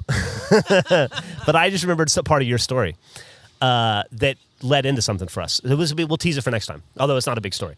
It was at that Mike's Hard Lemonade thing, I believe, that you listened to two dudes talk and who had figured out where liquor specials were at every bar in Austin, and they knew the cheapest place to drink any night of the week in Austin. You're right. Which we thought was a brilliant business model. Yes. We need to talk about that. We also need to talk about that time we camped out for Star Wars Episode 1 tickets. Sure. There's a lot of stories, actually. Is the Metropolis still there? Yeah. Yeah, Tinseltown bulldozed, but Metropolis is still there. Okay. That reminds me, we should also talk about dudes with the speakers in the van. Gas station dudes. Yeah. That's a great one. Hopefully we'll get to all of those next time. I don't know. Well, if we remember, we talked about how using the internet, our first experiences with the internet, and how I hated the web and I thought it was stupid. Yeah. And I retreated back to the Vax Lab, which is like a mainframe system. I used to email a lot of people back then, just because it was a weird thing to me that you could reach out to people who did stuff, kind of like how people email us or email, contact you, want to know about Red versus Blue. And you could reach out to people who make stuff that you enjoy. So I would send, I was, a bored 15-year-old and I would email anybody I could think of. And of course, the internet was still new. Not a lot of people had email addresses yet. And I remember in the Vax Lab, if you wanted to email someone at the university, you could just type their email address, but you had to specify what server they were checking their email on. Are you serious? Yeah. So it's if you were emailing me at the Vax Lab, you would email my email address at vaxlabserver.swt.edu because it was Southwest Texas. You couldn't just do at SWT. It was specific to the Vax Lab. Anyway, whenever I wanted to email someone who wasn't at the university, you would have to type IN %, quotes, and then their email address in quotes to specify to the server that it was an internet email address and that it was leaving the local network and going out to the internet at large. One of the first people I emailed was Bungie, because I had found a bug in Marathon 2, and I wasn't sure if it was me who was messing something up or if it was the game that was messed up. So I emailed a customer support contact email address at Bungie, and I remember I got a reply from a dude named Matt, and it was explaining that it was actually a bug in the game that I had found. It wasn't me. And suggested some workarounds and stuff. And I was like, wow, that's really cool. I'm a 15-year-old kid. It's my favorite video game at the time. I emailed the developer. They emailed me back. It's one of the first emails. It's the first email I remember specifically because it was such a big deal to me. And then 25 years later, I was at a meeting here in Austin at a local game developer called Certain Affinity, and a meeting with a bunch of people. And then some dude named Matt walks in and he's like, yeah, I used to work at Bungie. I was like, Matt Sowell? He goes, yeah. I was like, you emailed me 25 years ago. I emailed you a bug in Marathon 2 and you replied to it. He's like, oh, yeah, I used to handle the email back then, I guess. Yeah. I was like, yeah, I'm sure you have no memory of it. I was like, but that was such a pivotal moment in my life. Being able to reach out to someone on the internet and get feedback and a reply. I was like, you made me interested. The reason I really got into making stuff on the internet was because you replied to an email I sent when I was 15. Wow. That's really, really wild. Yeah. It's out of everyone in the world, I just so happened to walk into a meeting and he was there. Was he completely creeped out by you in that moment? Listen, that's regardless of any story I tell. If you walk into a room with me, that's the experience you're going to have. That's it's so funny how that stuff happens. We have an employee at Rooster Teeth named Steffi, who is the social media manager of Achievement Hunter, and she's worked with us for years, and I've known her for years. And we were having a conversation, and she referenced meeting me at an event before we worked together. And I was like, oh, did we meet? And then she showed me a series of photos of all the times we had met at the Alamo Draft House showings or RTXs. I had met her 5 times and I had no memory of it. She was a kid at that point. And now here she's been working for us for 5 years. And it's so weird how small the world can be. Yeah. I don't know if you remember, you and I met Adam Ellis at PAX East. He showed up to a booth one time years ago with hot sauce, and he's like, "Hey, I'm gonna make my friend eat hot sauce," and he recorded it. I was like, "Oh yeah, I totally remember that." Adam Ellis is a guy who worked at Rooster Teeth for a long time, still in the area. I saw him not too long ago. Really great dude. But yeah, we met him. He had I don't know, like million Scoville hot sauce, and I tried it on a toothpick on a dare. I think it was probably filmed actually. And then I remember it standing out because it was super, super hot. And he's a distinctive dude because he's like 6'3" and has a giant beard, and you see him once and you'll never forget him. But and he's taller than 6'3". He's big. He might be, yeah. He just like stands out. He's like a mountain of a man. So I always remembered that instance, because the hot sauce was super hot, and then because he's, kind of physically intimidating, and then and he was cool, and then I was really into hot sauce at the time, so I was like really appreciative that someone would share in that love with me. And then I go to a Best Buy in South Park Meadows to pick up something for work one day, and he checked me out, and I'm like, but you were in Boston, and he's like, oh yeah. I moved down here, and then like a month later he worked for us. Yeah, I think I filmed that video of you tasting it. I think I still have that video on my phone of you like 12 years ago eating hot sauce in Boston. That was the year that we got in trouble for the beer, right? On stage. Oh, that was that year, wasn't it? How did that go down? So we were doing a panel, a red versus blue panel at PAX East in Boston. And, at the end of the panel, we showed some videos and, typical panel stuff that we would do. And someone, at the end, we were doing Q&A, and someone came up to the mic and they're like, hey, I got a 12-pack of beer I just wanted to give you guys. So like, oh, yeah, cool. So like he walked up to the stage and, handed it to us. I think I took it. He handed it to one of us. I think it was to me. And I took it and I put it on our table where we were doing the panel, and I opened it up, and I think I drank a beer. You probably drank a beer, Geoff. And panel wrapped up. We went back to our booth. And by the time, I think we had to split up. Some of us were taking a break to go eat, and I had to get back to the booth. So like, oh wait, no, I had to get back to the booth. You took the beer, but I think like for some reason you were going to eat or something, but you couldn't take it. Then you ended up like tossing it. You threw it away. I had to go back to the booth without the beer. I show up at the booth, and there's like a police officer, but not like in a police uniform, like a button-up shirt and like the badge on his belt and a gun and stuff. Yeah.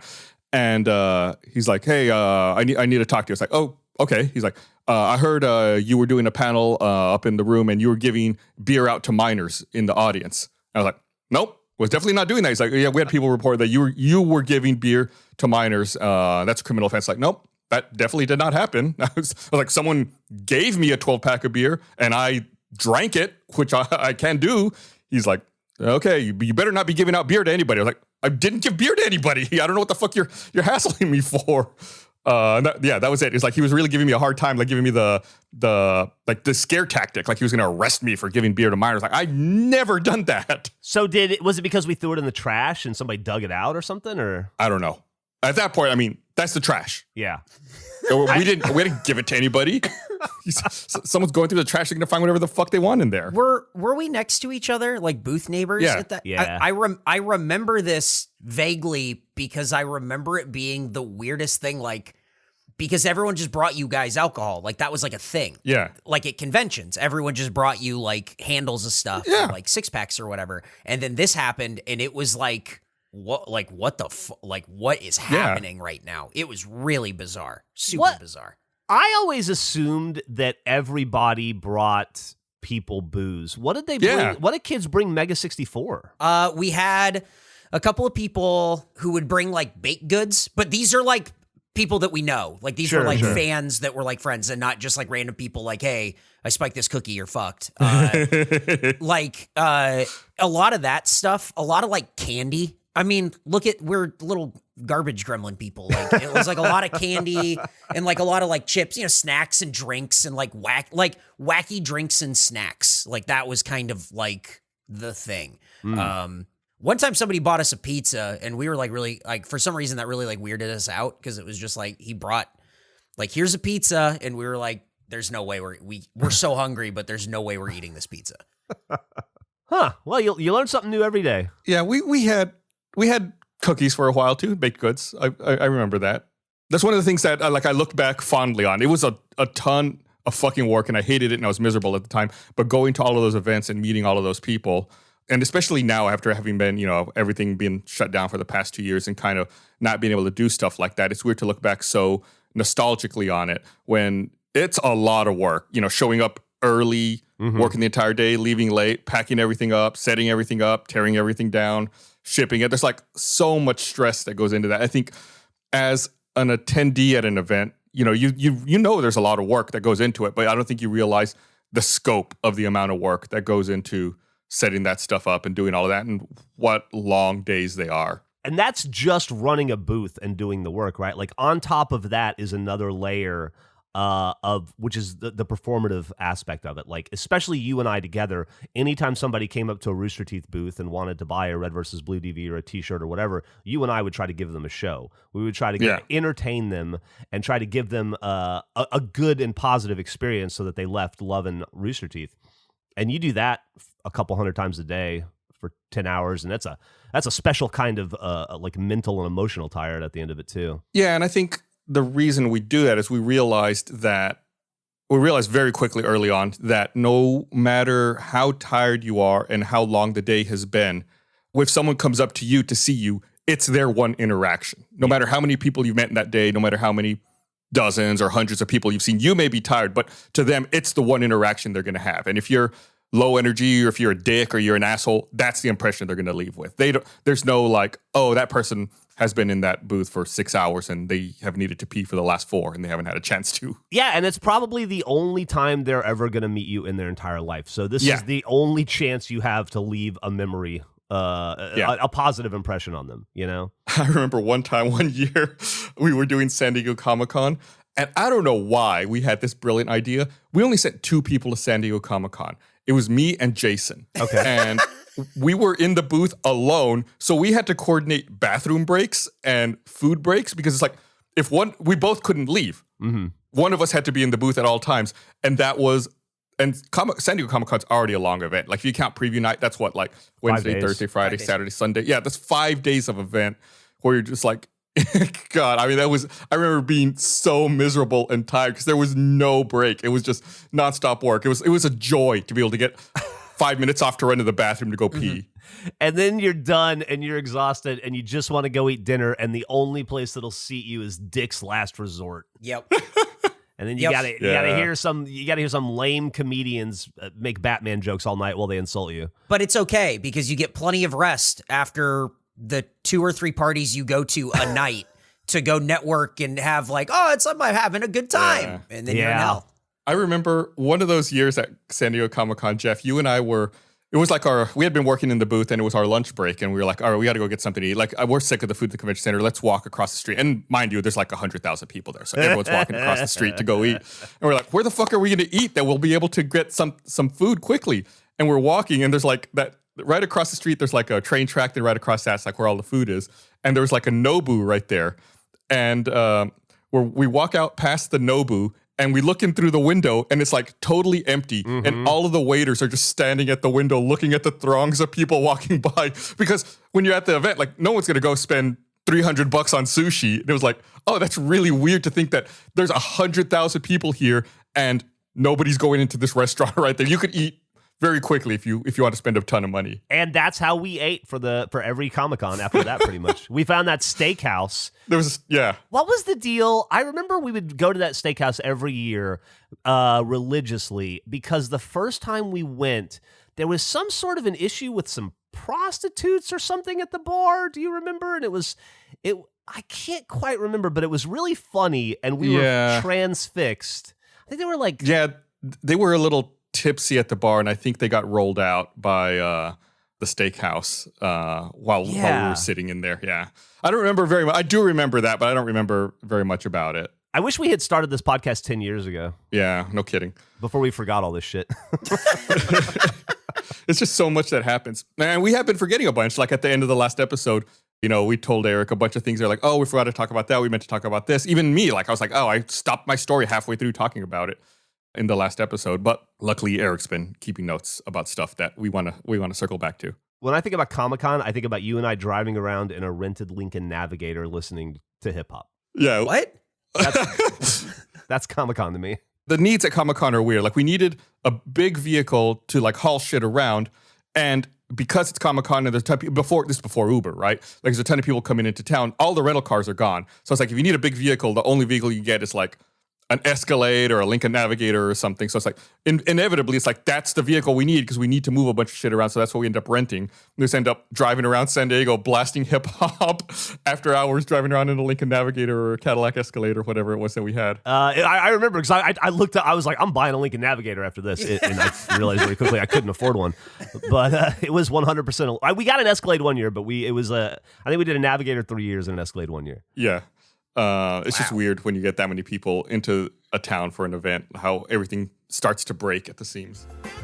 We started going to Comic-Con in 2004. Yeah. I think it was the last year that that was the first year they took up the entire convention center, if I remember right. And that's the only reason we were able to get in 2004 was because we had been waitlisted for a booth. Then they expanded to the entire convention center floor. So they had a little more space. So we were able to get a booth because of it. That was when in that year, you had to walk into the convention center, then walk all the way to the back on the left, and that's where our booth was before they moved us over next to Mega 64, where we ended up for many years.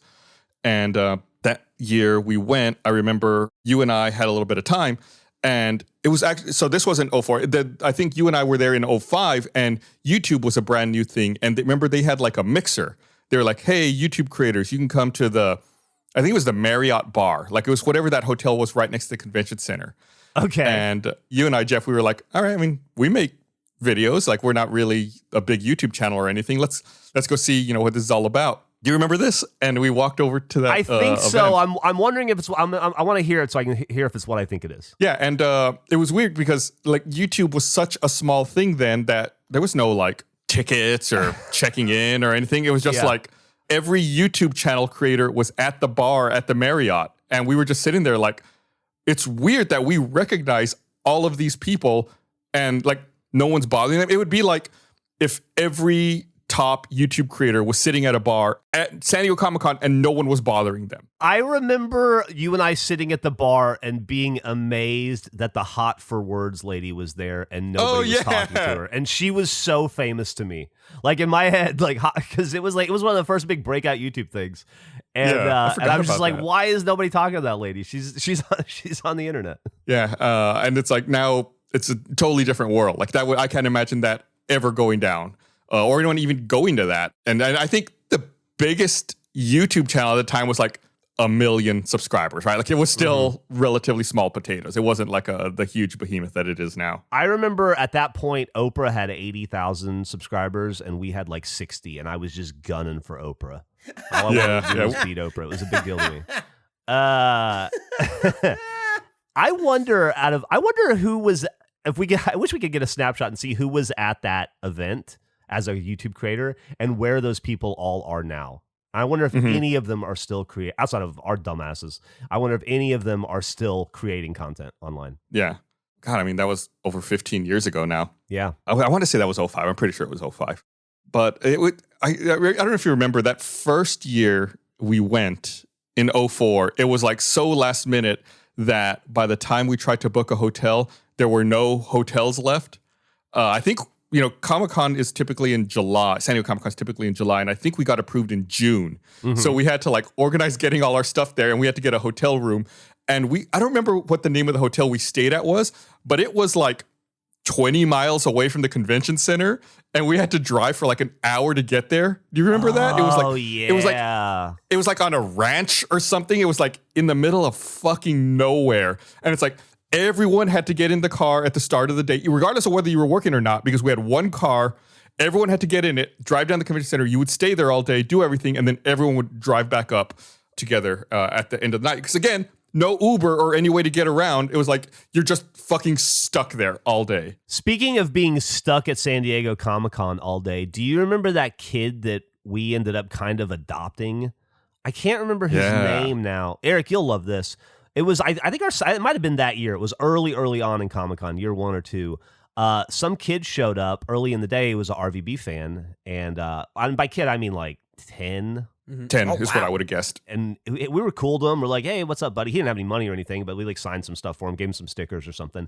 And then he just kind of, sometimes people will like, they'll come up and they'll have an interaction with you, and then they'll just kind of back off and just watch the booth for a while, And he kind of did that thing, and he was kind of in the periphery. And then we would just keep interacting with him a little bit here and there, and then realize that he had been around for like an hour. And we motioned him over and like, where are your parents? Like, do you have anywhere to be? Are you going to check anything outside? And he was like, no, my dad just dropped me off this morning. He's not picking me up till 6 tonight. I got nothing else to do. So I'm just going to stand here all day.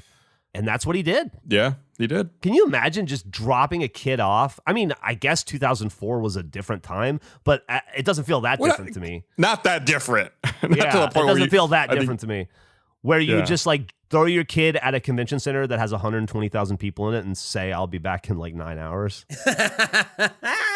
I do often wonder like what the rest of that story was. Like, where is that kid now? You know, who was these parents that just left him there for 9 hours? Well, I do remember his dad eventually came and got him. Yeah. And I think we met his dad. But yeah, it was wild, dude.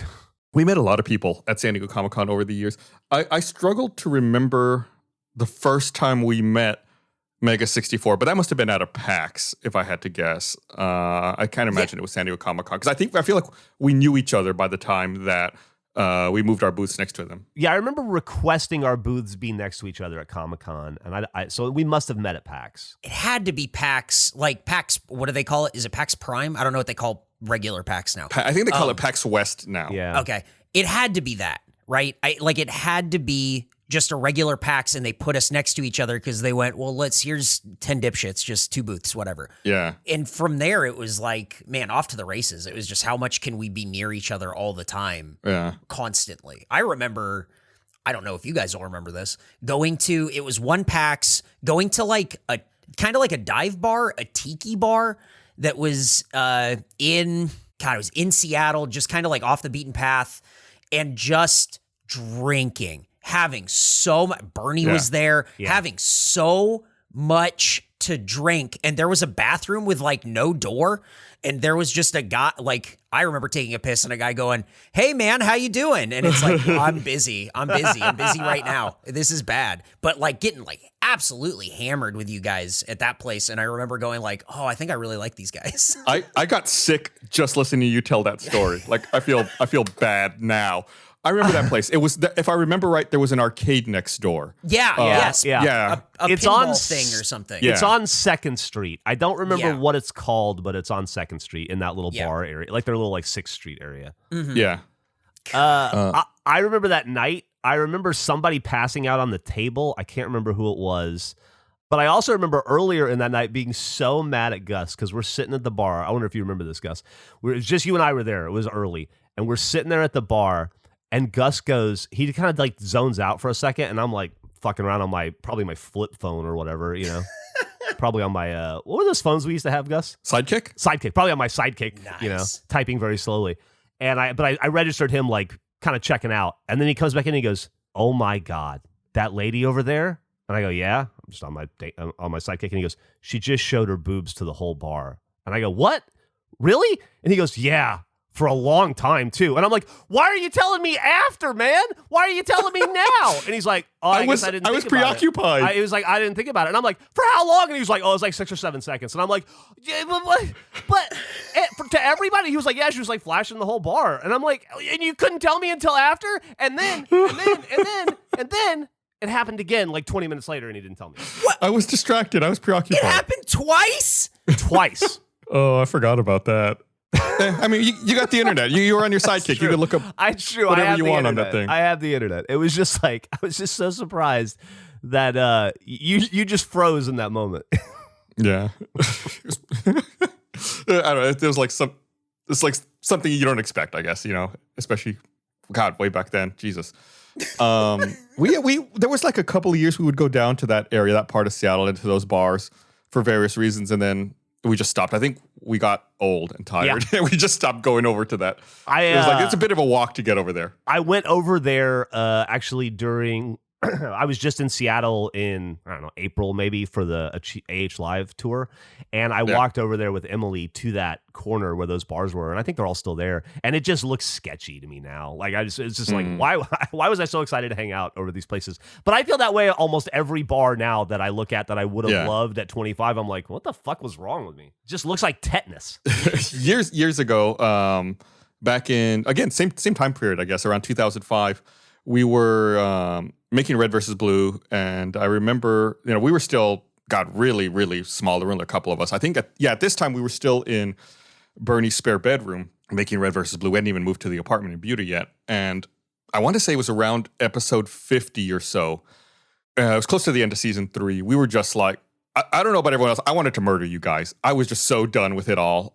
We were all just really stressed out. We had a couple of like long episodes we needed to make, and we were just spending days in that room, not leaving. Yeah. Like, I think people might not realize the amount and the scope of work and overwork. Like, it was not healthy, the amount of work we were putting into it. It was like, we bought a couch for that spare bedroom so that one person could sleep while everyone else was working. And we would take turns sleeping on the couch because it was like, oh, we're going to be in here for the next 9 days with no breaks working to get, this stuff done. And I remember I was so over it. I was so fed up. I wanted to murder all you guys. During one of my sleep breaks on the couch, I like pulled out my laptop and I was like, I'm going to book a fucking trip. I'm leaving. I gotta get away from these assholes. And I was like, I got to go somewhere that my phone doesn't work. Remember, again, pre-iPhone, and where it'll be impossible to reach me. And I think I had just seen like Lost in Translation. I was like, I'm going to go to Japan. So like I booked myself a trip alone to Tokyo for like a week. I booked it for like a week or 2 out when we were going to be done with all of this stuff. And I was like, this will be my reward. We're going to be done with this and I'm going to leave and I'm not going to get to talk to these fucking assholes for a week. And I went to Tokyo by myself. It was the first time I'd ever been to Japan.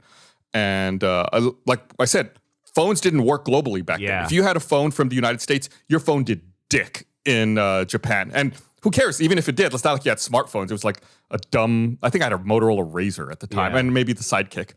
So I went to Japan and I had downloaded a series of images. Like someone had scanned the Tokyo subway system into a series of images and I put them on my iPod and I could scroll through the subway map of Tokyo using the scroll wheel on my iPod so I could see like where I was going. That way I had like, because again, there was no internet. Like I had like a little offline map I could scroll through on my iPod so I knew where I was going on the subway. And I went out there and I don't know if you, we have like a mutual friend who's never done anything with Rooster Teeth, Steven. I don't know if you remember him, Geoff. Yeah. Used to play D&D with him. And Steven found out I was going to Tokyo, and he was like, "Oh, I've got a friend of mine who's lived in Tokyo for like 10 years. He teaches English out there. He's like a linguist. He speaks English, he speaks Japanese, he speaks Russian. Like you name the language, he probably speaks it. He's like, you should meet up with him while you're out there." I was like, "Yeah, that's cool. I'll do that." So like one night I met up with this dude. We go to like a little pub in Roppongi, and we're just like eating some food, drinking. Then we just start like walking down the street. We're like doing like a little bar crawl through Roppongi, and we're walking down the street, and there's these two Russian women walking behind us on the street. Roppongi's like a big touristy area, a lot of foreigners. It'd be like 6th Street in Austin, and we're walking down the street in Roppongi, and there's these two Russian women behind us, speaking to each other, and I'm talking to this dude, and he goes, "Hold on one second." And we stop in the street. He turns around and in Russian starts like accosting these women. And they both like turn white and pale. And they just like immediately cross the street like away from us as quickly as they can. And I was like, "What's that about?" He goes, "Oh, they're talking shit about us. They think I don't know what they're saying." I was like, oh, that's really cool. This guy obviously really knows his languages. And we're walking down the street some more. And we stop at this one building. And he looks at me, he goes, "You ever been to a conversation club?" And I go, "No." I was like, "I have no idea what the fuck that even is." He goes, "Come on, let's go here." And we walk up to this elevator. And you know how the buildings in Japan are. It's like multiple businesses in like a tall building. And it's nighttime. It's probably like 11 p.m., midnight. And we walk up to this elevator. And there's like this really big dude standing at the elevator, like blocking you from going to it. Like the guy that I'm there with and the dude at the elevator start talking for a bit. Then like the big dude stands aside, hits the button to call the elevator. It opens up. Then we walk into the elevator. The big dude reaches into the elevator, pushes like 6 on the elevator. And the doors close and we go up. And I'm like, "Where are we going?" And he's like, "I told you we're going to a conversation club." We get up to the 6th floor and the doors open. And it's like, the doors open to like a nightclub / strip club. It's what is my first impression that I look at. And I'm like, "Are we going to a strip club?" He goes, No. It's not like that at all." We walk in and like this hostess meets us and, she's speaking Japanese and the dude I'm with is speaking Japanese back to her. They're having this like prolonged conversation. And then he turns to her and goes, "Oh, you're in luck. There's someone here who speaks English tonight." And the hostess like takes us to this little booth. It's like a booth with like curved couch with like, it's very cushy. And we go in and we sit down. And then these two Japanese women come up. One, sits on the side of the other guy. And then one comes and sits next to me. And the dude like leans over to me. He's like, you just sit here and talk. And you buy them drinks and they'll talk to you and you can just hang out here. I was like, okay. And that's why I guess he was said, that I was in luck that someone spoke English, because like the woman who's next to me was like the only one in the club who could speak English. So like that dude and the other woman are having like this really long conversation in Japanese. And I'm like talking to this woman about whatever, just like making small chit chat. And every now and then she'd be like, I'm thirsty. Can you buy me a drink? Like, okay.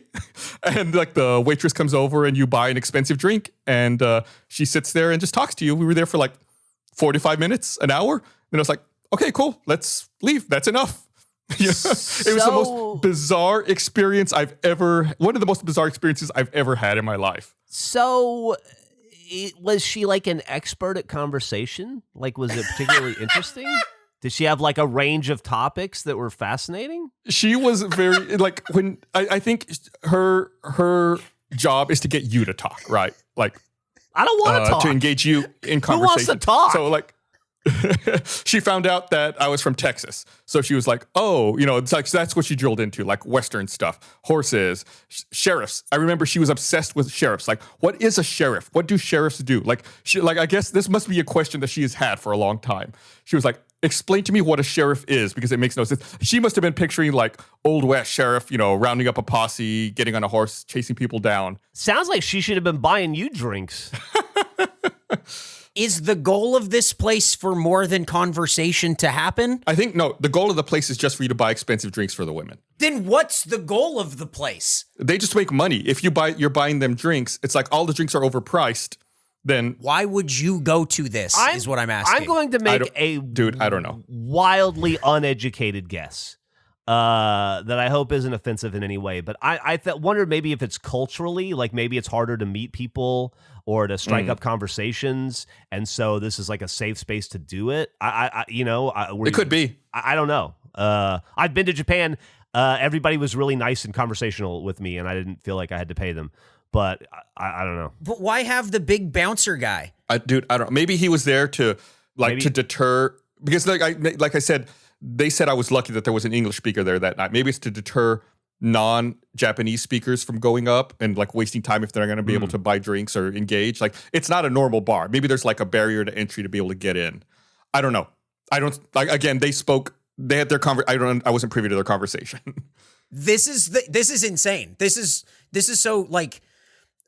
This is insane to me. Like, this seems so crazy. I'm glad that I did it and I had that experience, because I feel like it's something you probably normally couldn't do. It's despite the fact it's Roppongi, it seems very much like there is a high barrier to entry, and it might not be something that you can easily do, because like you guys have been to Japan, and neither of you have ever done anything like that. You're both looking at me like I'm an alien when I'm describing this. Yeah, no, not at all. I didn't see anything like that when I was in Japan.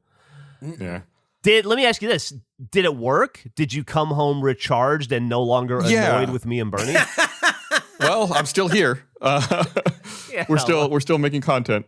It was an interesting exercise, because aside from that night meeting that dude, for the most part, I really didn't speak, right? It's like, I can't speak Japanese. Yeah. I was like getting by like on very little conversation. So it's like a lot of just walking around and a lot of just like introspection. And it was like, I think that might have been my first time out of the country, not counting Mexico, for leisure, not because we're going to work, doing an event somewhere internationally. Because I think that was the only time I traveled internationally before then. And that was at the end of season 3, you said? Yeah, that would have been 2005. I want to say May or June 2005. I remember you hating us a lot in season 2. Dude, I hated a lot. Like, again, we spent so much time together. There was so much work. I don't know how we're still friends and we're still making content together. Well, not all of us are still making content together, right? Like, to be fair to you, man, I remember how obnoxious I could be. And I remember, too, that Bernie and I together could be a real pain in the ass. As a matter of fact, I remember one time Dan Godwin saying that the reason he didn't want to hang out with us anymore was because Bernie and I didn't know when to stop. There was one time. I think that's valid. When we were down there working in the spare bedroom in Buda, just for reference for people who don't live in this area, like to drive down to Buda to the spare bedroom when we were working at Bernie's house, it was like 45 minutes each way to get down there. And I remember one time we were recording, we had gone down with the express intent to record the season 2 Red vs. Blue DVD commentary. Mm-hmm. And we had gone down there and it went off the rails immediately. Like, it was just like, I could tell. It's like, we're wasting our time here. Yeah, this isn't usable. That night. And I had, that. Yeah. And I was supposed to play D&D with my other group of friends, and I had to cancel that because I was going to come here, do this, and I get there, it's like, we're just fucking around. Like, this is all a waste. And like, I just left, like halfway through that taping. I was like, I just walked out, got in my car, and just drove back to Austin. Like the 45 minutes, just like fuming and mad. And then I was right, because the next day we had to get back together and then redo it. It was like, it was all unusable. It was terrible. I think we determined really quickly that it was gonna be unusable, and we leaned into it. I remember that night. I remember being like, well, this is never coming out, so let's just have fun. Yeah, fun. Air quotes. It's so funny because everybody got on everybody's nerves, but we all had different thresholds. And I remember, man, when you would hit yours, it was like there was no coming back from it. It was like falling off a cliff. And that was like, well, Gus is gone. That's it. There's no more. We're not getting anything out of Gus for the rest of the night. Yeah. I was definitely less patient back then, but you guys pushed it, man. You guys fucking pushed it all the time. I don't blame you. We were so obnoxious, and everybody hated everybody. By the way, too. Like Bernie and I.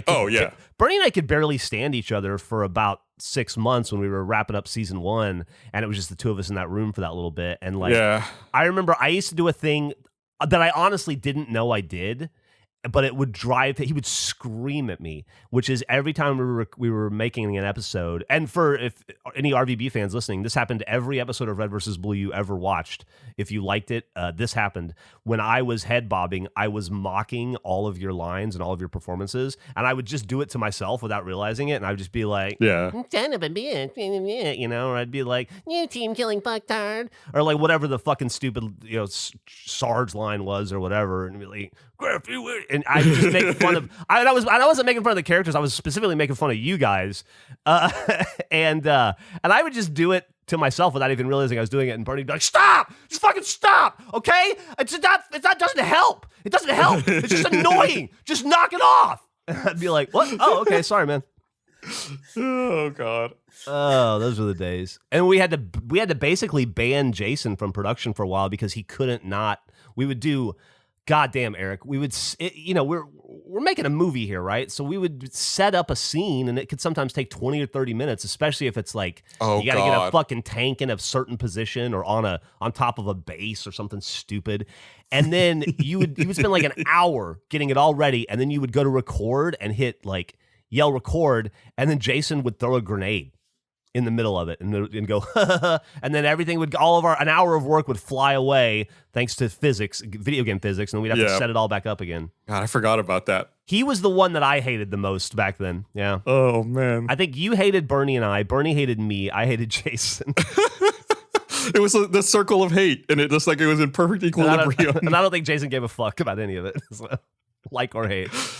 Oh man. God, that was a lot of fucking work. I do not miss that level, that amount of work. And I think that, if I'm looking honestly and critically at it, I think we taught ourselves bad habits in doing that. I think it was necessity, and we had to because we didn't have the manpower to, otherwise to get stuff done. But I think that tainted our view of work and how much work you needed to do, and really fucked up our work-life balance. Yeah, well, for sure. I think part of the problem was, though, I don't know if it's a problem or not, but is I think we were all genuinely, like, looking back on it now, it's crazy and it was unhealthy for sure. But when I was doing it, I was having a blast. Like, I would be mad. I would be frustrated. I remember I was good till about 2:30 in the morning, and then I would just turn into a mopey, whiny, useless piece of shit. And then I would have another 3 hours to go. And then I just made everybody miserable around me because I was miserable. But then the next day I'd get up ready to do it again, Yeah. It's not like anybody, and it's not like we were being forced by a boss. No. Like, we weren't even holding each other accountable. We were just wanted to be a part of this thing and to work on it. And I would rather, I would rather be doing that with you and Bernie than just playing Halo on a Friday night with you and Bernie. It just felt more purposeful and but we didn't know when to stop was the problem. Years later. For sure. No disagreements there. And maybe that was partially generational. Who knows? I mean, we were just so invested in getting it off the ground and having it work and be successful. And I think we just didn't know when to let off the gas pedal. Oh, 100%. I mean, we would always describe it as we were on a runaway train, just like fucking hanging on the outside of it, and we had no control. Mm-hmm. We were just trying to stay on the train, Yeah. Yeah, and I wish we had figured out, honestly, work-life balance sooner than we had. But hindsight's 2020, I guess. Did I mention this already? But, I don't know if I did on the show or not, but that's kind of like what really fucked us up. Like, if you hear us talking about other friends or the D&D group I used to play with, like, we don't have any of those friends anymore. We were just so invested in making this thing work that if you weren't making this stuff with us, then we just never saw you anymore. We stopped having, other friends. Yeah, that wasn't all on us though. Some of that was the other friends as well. But it's true. Like you and to a slightly lesser extent, but you and I and Bernie were a part of a very large, healthy, fun friend group, that we had going on in our mid-20s. We used to go bowling. We used to go bowling. We used to do a lot of stuff. We used to have cookouts. We used to play basketball, all kinds of stuff. And Red versus Blue became, once again, such a runaway train that we just allowed a lot of friendships to languish. And I am really sad about that. Like I remember a couple years ago, Gus, you and I don't even know if we ever talked about this on a podcast, but an old friend, one of our best friends, a guy named Bradley, reached out to us who we hadn't talked to in over a decade. And he was like in the main group. Like we would talk to him. We would hang out with him every day. Like if we were going drinking, it was me and you and Bradley and a few other people, but he was like in that group. You've told a story about Bradley in this podcast. Have I? What'd I tell? About playing for Scarface and Ghetto Boys, right? Playing drums for Ghetto Boys? No, that was not the story. You told the story you told was when we were talking about how Jason used to be called Poop. Oh, yeah, that's right. It was Bradley's girlfriend's sister, yeah. His girlfriend's sister who said, "Oh, that's sad." And anyway, so we went and got coffee with him like maybe 3 years ago or 4 years ago at this point and caught up, and it was like it really crystallized how much time had passed and how much we lost, because that we started reminiscing and thinking about all the other people that we fell out of contact with because we were out of town 25 weeks a year. First off, or 25 weekends a year. So it's not like we had a lot of time even in Austin to see people, and we were so all consumed. I really do lament the really good friendships that we let fall by the wayside just because of lack of attention, because we were too focused on something else. Yeah. Yeah, absolutely. We had a friend named Ajax that I think about all the time. Oh, yeah. He doesn't live in Austin anymore. No, he moved. He moved. Yeah. I drive by that. We went to his wedding. I drive by that church where he got married pretty frequently. And I always think about how long that service was. It was such a long mass. Do you remember how long that was? Dude, the longest night of my life was a Catholic wedding. Oh my God. Have you ever been to a Catholic wedding, Eric? No, never. 7 hours long. What? Oh, Christ. The mass and the service went on forever. Forever. And he was like the least Christy person I'd ever met. He was one of those people that he walks in the church and you're like, you stand back to just see if he's going to catch on fire. And you're like, no, okay, I can go in. I sympathize. I've been a Geoff my entire life. Yeah. It was the first day of school was an absolute tragedy in 7 parts every year, because every class, it was Geoff, Godfrey. I get Godfrey so much. How? Why? And it's like there's no D. Why would there be? The EO doesn't make a D sound, right? I got Gary a few times. That's insane. I got the worst I ever got was my 10th grade biology teacher. Yeah. And Miss McCoy, I've told some stories about her in the past in other places. She called me Guilford. What the fuck? Yeah, 10th grade, I got called Guilford, and that became a nickname. Wow. It didn't make it outside the 10th grade, but for a No, while. I get that. That makes sense. My last name was Fink back then too, right? Oh, right. Right, which I fucking hated. So not only did she, I forgot about this, not only did she turn Jeffrey into Guilford, she turned Fink into Firk. So I was Guilford Firk. What the fuck? Yeah. That Firk might be an improvement, though, on Fink. It's definitely an improvement. Well, first off, you worked at Pier 1 Imports? That was my first job when I moved. Well, my first job up in Orange County. When I was a kid in the 80s, Pier 1 Imports was where fancy moms went to buy wicker. It was the exact same. That's exactly how it was when I worked there. Yeah. It's like, it feels like a relic of the past, but I still have this reverence in my head for Pier 1 because I just remember being like, that was where you would go, like mom would go once a year to buy the good stuff. Yep. Yeah. The candles are on sale. Yeah. It's that stuff. You know, I was listening to a White Sox game on Sirius the other day. There is a charm to listening to baseball on the radio. It really brings you back. Like, when I was a kid, even in the early 80s and late, I don't really remember the 70s in that way, even though I was there. But in the early 80s, I just remember like my grandpa sitting on the back porch with a game on, you know, and it was just like such a commonplace thing. And it's very whimsical. And that's not even all of Southern California. It just keeps going. It's big. And growing up here was really cool. And so coming back here is always really fun. Weather's killer. People are good. Mexican food's great. Hell yeah. See, that sounds fucking awesome. Yeah. I wish I could say I have that experience with Alabama. See, I was born in Alabama.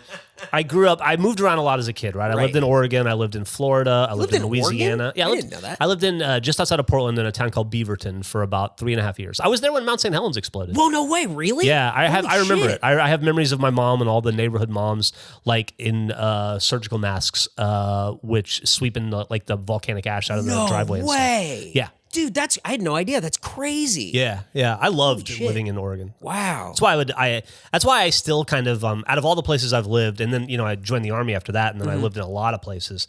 But I've always considered Oregon, for whatever reason, even though I was only there for about 3.5 years, it feels like my other home. Wow. Yeah, and like when I go to Portland, it still feels like home. Oh, that's cool. I would love to live there someday if I ever left Austin, but I don't think it's in the cards. But what about going back to Alabama? You don't like going back to Alabama? Yeah, but when I go back to Alabama, I love my family. Yeah. More than anything. I love to visit with them. I love to see them. I love to spend time with them. And I hate Alabama a little bit more every time. Yeah. And after 47 years, it's a lot of hate. Yeah, I get it. Yeah, I can't. I am sure where I'm from Mobile. I am sure it is a better place than I left. Yeah. I'm positive that it is.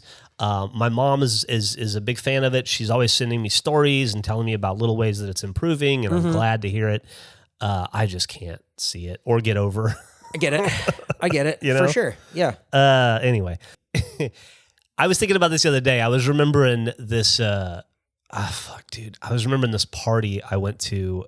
It was a skinhead party that I went to in Augusta, Georgia. Non-racist skinhead, sharp, traditional skinheads, sharp skinheads. This is back in the early 90s. And I was like, I don't think I've ever told stories from this party. Oh, wow. And then I thought, like, I've probably got like 3. And then I thought, like, I can't tell that one. And I realized there's just a lot of my life that I just is no longer okay to talk about. Yeah, there's a lot of that stuff. Past. You ever been to a party where things start out good, and then they start out really good, and they're going really well, and then at some point you look up and you realize you're in a different party than you got to, and things are very dangerous, and you suddenly don't feel safe at all, and suddenly you're pretty fucking scared, and then you're like, how did I even get to Augusta, Georgia? Yeah. I don't live here. I'm in a bad way right now. Yeah. If somebody says, "Hey, hop in the car, we're going a state over for a party. Do you want to go?" What? Get a little bit more info first.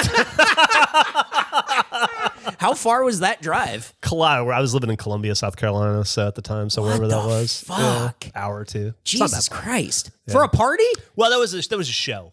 Oh, okay. I was going to a show. I was going to a who was it? It was I can't remember who it was. But Youth Brigade. It was a Youth Brigade. Oh, cool. Show. Oh, that's sick. Yeah. That's cool. And it got shut down by the cops. And that should have been my first clue to get out of town. because when there started, like I was in a situation. You ever been to a show that is on the precipice of riot? Yeah. It was one of those. Okay. I've been in a show that turned into a riot, and that was at Backroom in Austin. Yeah. That was brutal. I think we might have even mentioned that on this briefly. Yeah, I think we talked about that. I saw people get really hurt, and that was a terrible night. Oh, dude, I worked at a video store in New Jersey. That's so cool. And it was around the time that like View Askew was exploding. Yeah. And it was in the same town. Well, I worked at a video store in Eatontown, which was next to Red Bank, which is where Kevin Smith was. And so film and indie film was a huge deal, and everybody knew somebody in the film industry. It's kind of was like my introduction into this world. And I ended up working with View Askew, or interning with View Askew through my connections at the video store, which is wild. But anyway, I just worked at this video store, and the lady who managed it was this divorced mom who was just super fucking cool. And I met and everybody that worked there was like in their mid-20s and loved film. And I learned how to surf because my friend Rich lived there or worked there, and we would go surfing together every day. And You and Gus can both surf? I've been surfing way longer than Gus. I learned how to surf at Port Aransas when I was like 18 in the Army. What the fuck? And then I surfed pretty much every day I could until I was when I was in Jersey, I surfed daily and when it was surfable. Whoa. Yeah, I was a big surfer for a long time. And then it's a hassle. It's a pain in the ass. It's not worth it. I like to eliminate the barrier to entry to do the thing. You know, that's why I like riding my bike now. Yeah. I can be on my bike and enjoying it in like 30 seconds. You don't have to drive anywhere to go do the thing. You can just, there's no prep work. There's not like carrying your surfboard down a fucking long ass hill, which is what I always had to do at Darlington Pier. Anyway, so I worked at this video store, and the owners lived in Philadelphia. Oh, cool. And this part's not cool, but the owner had cancer, and so they never came to visit. Oh, so wow. we were just kind of left to our own devices, and it was a bunch of people that were like, I was 22, 23, a bunch of people my age, and then a lady who was like 30, who was a single mom, divorced mom. And I'll tell you this really sad story about her, actually, at the end of this. Break your heart. And so it was just wild. And we were next door to a pizza restaurant.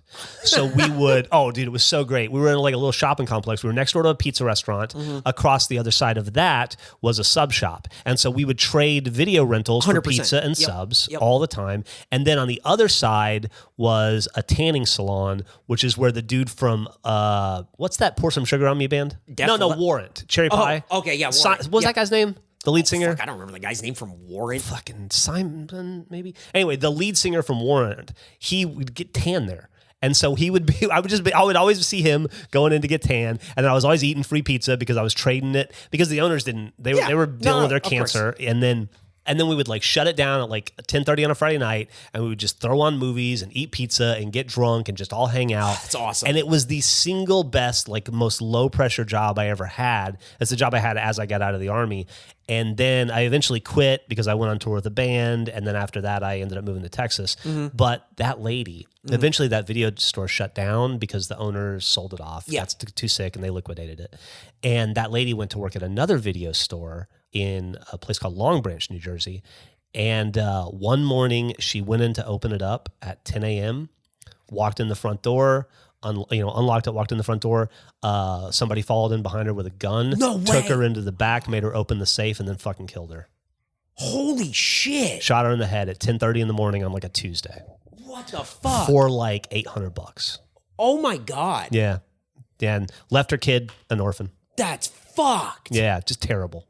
Oh my God. It was really, really sad. Dude, that's insane. Yeah. Holy shit. Just fucking so random. And just like, I don't think they ever caught the person either. It was just like broad daylight. Yeah. Man. This bonus episode's been all over the place. It was a great job, though. Yeah. And I have yet to and I love, obviously, Rooster Teeth is technically my first child because it's older than my daughter. Right. But in my heart, my second child. But I've still never had fun like I had working at a video store at 22 years old. You know what's funny is like... Which is a joy nobody else will ever have. No idea. They'll have no idea. There was something... There's no way to explain that. That's what I was going to say is like, there was something so cool about video stores where what you said about like trading the thing or whatever. Yeah. We did that with the radio station because we had t-shirts and we would, hey, you're out in front of like a Kentucky Fried Chicken doing whatever, but there's a pizza place right over here. And you'd go over and be like, hey, what size shirt are you? I'll trade you. You want a KSON t-shirt? I'll trade you for a pizza. And the guy's like, oh, fuck yeah. Here you go. Yeah, hell yeah. Dude, we should probably wrap this up. Okay. But let me tell you one Austin story. This will be the last one. The last story. This is about Casino El Camino. Oh, hell yeah. This may come up again in the future. Just have to remind me that we already told this story. Okay. I don't think Gus will be too mad. So Gus and I, we would go to Casino all the time. It was our main hangout spot. We were essentially regulars. This is, let's say, honestly, before RT, but it persisted for the first like maybe 5 years of Rooster Teeth. First 5 years of Red vs. Blue. And so I'd say somewhere around like year 3 into it. At this point, we've been like in the New York Times. We're on the front page of the Wall Street Journal. Right. We've been on the BBC, on CNN. It's like stupid, the kind of coverage and crazy we've got. And we're dealing with the fact that now like Rooster Teeth is a thing and we're getting recognized places. So we're hanging out at a Casino all the time.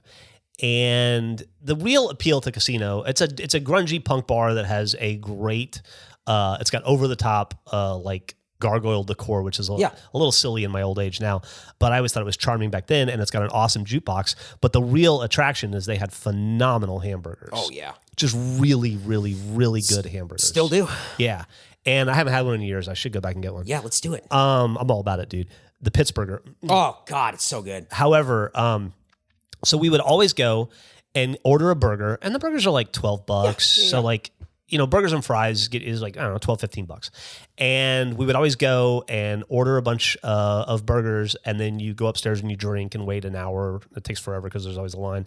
And, you know, it's like for Gus and I to go, it'd be like, say, or like $35. Yeah. And so I would go and I would order a burger just like I'd been doing. And the dude one day was like, just give me like $5. And I'm like, okay. So I give him $5, get the burgers. I'm like, fucking, this is awesome.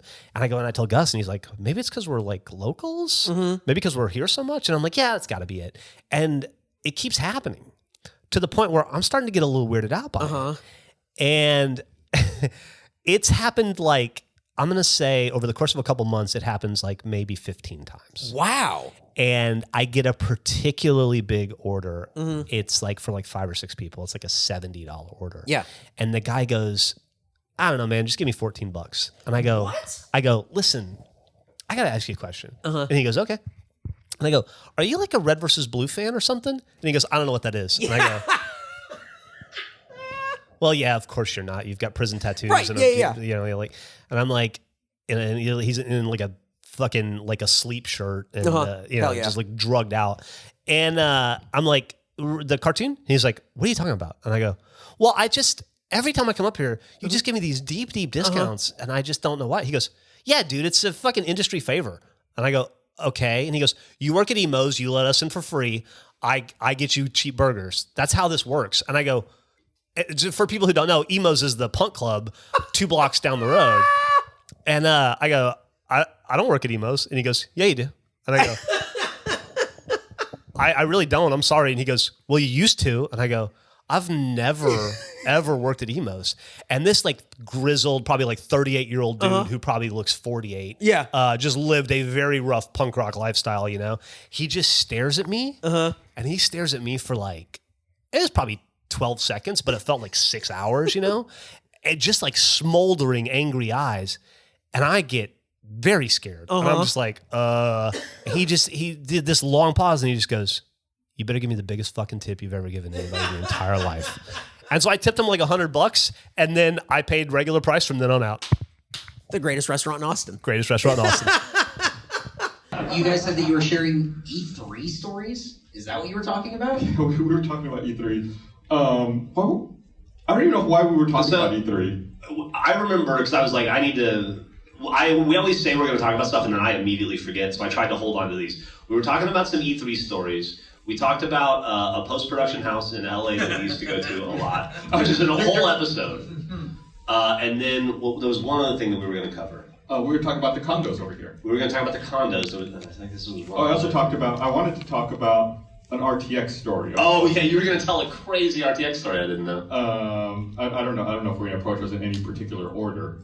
Start with E3. So, thank you, Eric. You're producing. We were talking about E3 back, we started, I think the first E3 we went to was 2001, if I remember correctly. Yeah. And we went to Pre Rooster Teeth. Yeah, we went to E3 for years. I mean, probably 10 years. So we went to all of them.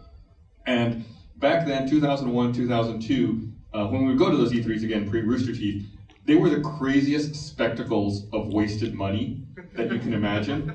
One year we were there, it might have been 2001. First of all, it's the first time we were able to play Halo because they had it out the Xbox, but this is the whole reason we wanted to go to E3. We saw a skateboarding demo that was being put on by a 10-year-old boy and Tony Hawk. I was telling Gus, I think that 10-year-old kid was like Ryan Sheckler, or it was somebody who ended up being incredibly famous as a skater. Yeah, he was crying because he couldn't land. He kept fucking crying, and his mom had to like comfort him and hug him on the half pipe. Are you serious? In the middle of E3. Yeah. And I felt bad for him because like it's a 10-year-old kid. He's trying to do these tricks and like trying to entertain all these people. And obviously it wasn't working. There's a lot of stress. And then Tony Hawk came out and did a 720 or something. The kid cried more. Yeah. And then we were like, well, that was weird. And then we left that booth, walked like 50 feet down across the aisle to another booth, and there were just like UFC fighters sitting there signing autographs. Like I remember it was Frank Shamrock. I remember Tito Ortiz and Frank Liddell. Chuck Liddell. Chuck Liddell. And I remember that because Frank Shamrock would not sign an autograph. Bernie wanted him to sign an autograph to Dan Godwin that said, "Dear Dan, how does my foot taste?" And Frank Shamrock refused to write it on the autograph. Yeah, he didn't have a sense of humor. It was just like all these weird spectacles that. Who knows? I'm sure there was a fighting game. I'm sure there was a skateboarding game. Who knows what they were promoting at the time? It was probably Tony Hawk. It was probably a Tony Hawk game. Yeah.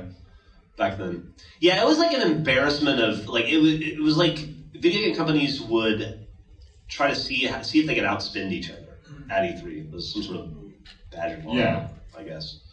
Or they tried to drum up whatever dumb controversy, like when EA hired those fake protesters to stand out across the street to protest Dante's Inferno. Oh, right. Yeah, I remember that. Like they had like all the signs about "You're going to hell," and it's like, oh, EA just paid those people to stand out there with signs. That's smart. Yeah, that's where we met. That's not where we met. No. That's where we met our web developers for the first time, who made the Rooster Teeth website back then. Yeah. We met up with them because they were based out of Southern California. I think they were from Costa Mesa, I want to say. Woo! Yeah. And they had driven up to meet with us, and we found a coffee shop like 3 blocks away from the Crypto.com arena. And we had a coffee with them and talked about the website and what we wanted to make. Have we talked about that on this show yet? No. Yeah, so the Rooster Teeth community site actually predates, well, YouTube for sure, but I think it's launched right around the same time Facebook. I don't know if we predate Facebook. I think they have us. I think they have us by like a year. But I don't think it's even that long. It's close. But yeah, so we had the idea to create a community site. We kind of stole it from Broken Lizard. Yeah. Like Broken Lizard had this really cool. It was back like not too long after Starship Troopers came out. Or Super Troopers. What did I say? Starship Troopers. That was a different movie. Super Troopers. Or maybe Camp Dread. Club Dread. You're really close to getting it. That's why I like having you around. And we saw this, it was this very clever website, and it was kind of everything that we had been kicking around our heads. Yeah. So we just like hit the about and found out who made it. Scroll to the bottom of the page. And contacted them, and that's how Rooster Teeth got a community site. Yeah, we were like, hey, we love that work. Can you do something similar for us? And they were like, yeah. And, we met them at a coffee shop, and they were like 12 years old. And then Facebook swooped in and stole our thunder. But yeah, we spent a lot of time in LA, not only for E3, but over the years working on commercials or doing various projects, working collaborating with video game companies out there. This is not something we talking about on this podcast, but I was out there once working on a commercial for Call of Duty World at War, and it's one of those things when you work on these TV commercials for video games that. You'll shoot a bunch of stuff. You'll put together an edit. You send it off to the client, and they send it to the game company. Like you end up having to wait like a day for notes to see what you need to refilm or redo. So there's like a lot of work and then a lot of downtime. And I remember they had assigned us one of the employees who was working on World at War. I think it was like the lead scripter to work with us, and working with us was his punishment because he had put in notice that he was leaving and he was going to go work at a different video game company. So they were like, okay, cool. You're going to spend 2 weeks with these guys making a TV commercial. Wow. And we had sent off a cut to the client, and we were just like sitting around, and this dude turns to me, his name was Mike. Mike turns to me and goes, hey, you want to play something cool? I was like, yeah, sure. Because we have this feature, we're not sure if it's going to make it into the final version of the game, but why don't you play it and check it out? And it was Call of Duty Zombies. And like it had never been released. Like this was the first game that it had come out in. And he was like, yeah, just like internally we're playing it. We think it's a lot of fun. We don't know if it's gonna make it in the final version of the game. And then the rest of that trip was just me trying to finish the commercial work as fast as possible to play Zombies with Mike. Is that for real? Yeah. I've never heard. That's insane. So like I was like one of the first non-developers on that game to have played the Call of Duty Zombies. That's wild. Another addendum to that story is a few months later, we got to do I want to say it was achievement hunter work or more commercial work in Office, and they shipped us early builds of the game that had fully fleshed out zombies. And I remember like for like 2 weeks straight, every Friday night, like me, you, Bernie, and I want to say Joel would stay late and just play zombies for like 2-3 hours. It was so much fun. And like just like feeling like the luckiest people in the world because nobody knew this was a thing. Yeah. And we were getting to play it early. And I remember on that same trip, there was another one of those downtimes. We were sitting there, and again, there was like I was working with this lead scripter who would be punished by working with us. And like I don't know why I asked him. I was like, I just turned to him and go, do you ever make like a level that's just like a green screen? And he was like, what do you mean? Like, can you make like a level that's just a green floor and green walls, and we can spawn whatever weapons in we want? He was like, I mean, we don't have anything like that, but sure, I don't see why not. Then he made that, and then we turned around to the ad agency. He was like, hey, you want print ads done? We can isolate characters, we can isolate models, we can isolate weapons, and like for whatever print media campaigns you're doing, we like doubled our contract with them doing that. There was a period of a couple of years. It was a lot. We didn't talk about it a lot at the time, but we were in this sweet spot where we were a fully fledged production facility that understood how to film video games when video games were becoming the most important and successful entertainment medium in the world, and everyone wanted a piece of video games, advertising agencies, everyone, but nobody knew what the fuck to do with them. And so we got so much business just because we knew we had already figured out with Red vs. Blue and The Strangerhood how to film. Well, the way that all started is one day we were working down at the Buda office and the phone rang and I answered it. And I was like, Rooster, this is Gus. And the voice on the other end of the phone said, hey, are you the guys who get paid to play video games? And I said, yeah. And it was someone from Wyden Kennedy, which is like a huge ad agency up in Portland. They do Nike and Starbucks. And Coke. And Coke, yeah. Yeah, so they were calling us and they were like, yeah, can you help us make video game commercials? What the fuck? And we're like, yeah, cool, let's do it. It's like just a random phone call one day. And we did for years until we got fired by them. They were pressured to fire us. Yeah, I wouldn't say we got fired. Yeah, I don't think they wanted to fire us. But they still got to, or? Well, yeah. So we had, this isn't being recorded, right? We had a great relationship. We worked with them constantly. We had to make a commercial for a Madden game, and I remember I don't remember what year, it might have been Madden 07. And it was the Reggie Bush year, I remember that. Yes, and it was the first time they were going to have, the PS3 had just come out, and it was the first Madden on the PS3, and they had this new feature where you could like gang tackle someone, like one person could start a tackle, and like another player would come and finish the tackle, and we made this commercial, and in the commercial incident, there was no script for who it happens to, but it just so happened we filmed this great angle of Dallas Clark getting tackled, like gang tackled by a couple of players. And that made it to the final. Fucking rocks. It made it to the final version. So this commercial's playing on TV, and then in an interview after a game one time, Dallas Clark talks about how there's this commercial on TV that his mom called him and said it looked like he was getting murdered on television. Oh my God! It's like somebody said like, hey, have you seen that new Madden commercial you're in? And he goes, I haven't seen it, but my mom did. She called me and she said, I saw you die on TV. And I was like, what the hell is that? Why would you have to get fired for that? Well, no, so we wanted to apologize to him. So we made a video that was like a highlight reel of Dallas Clark being the best player in the world. Like he was quarterback, throwing to himself. What we did was we recreated that commercial again.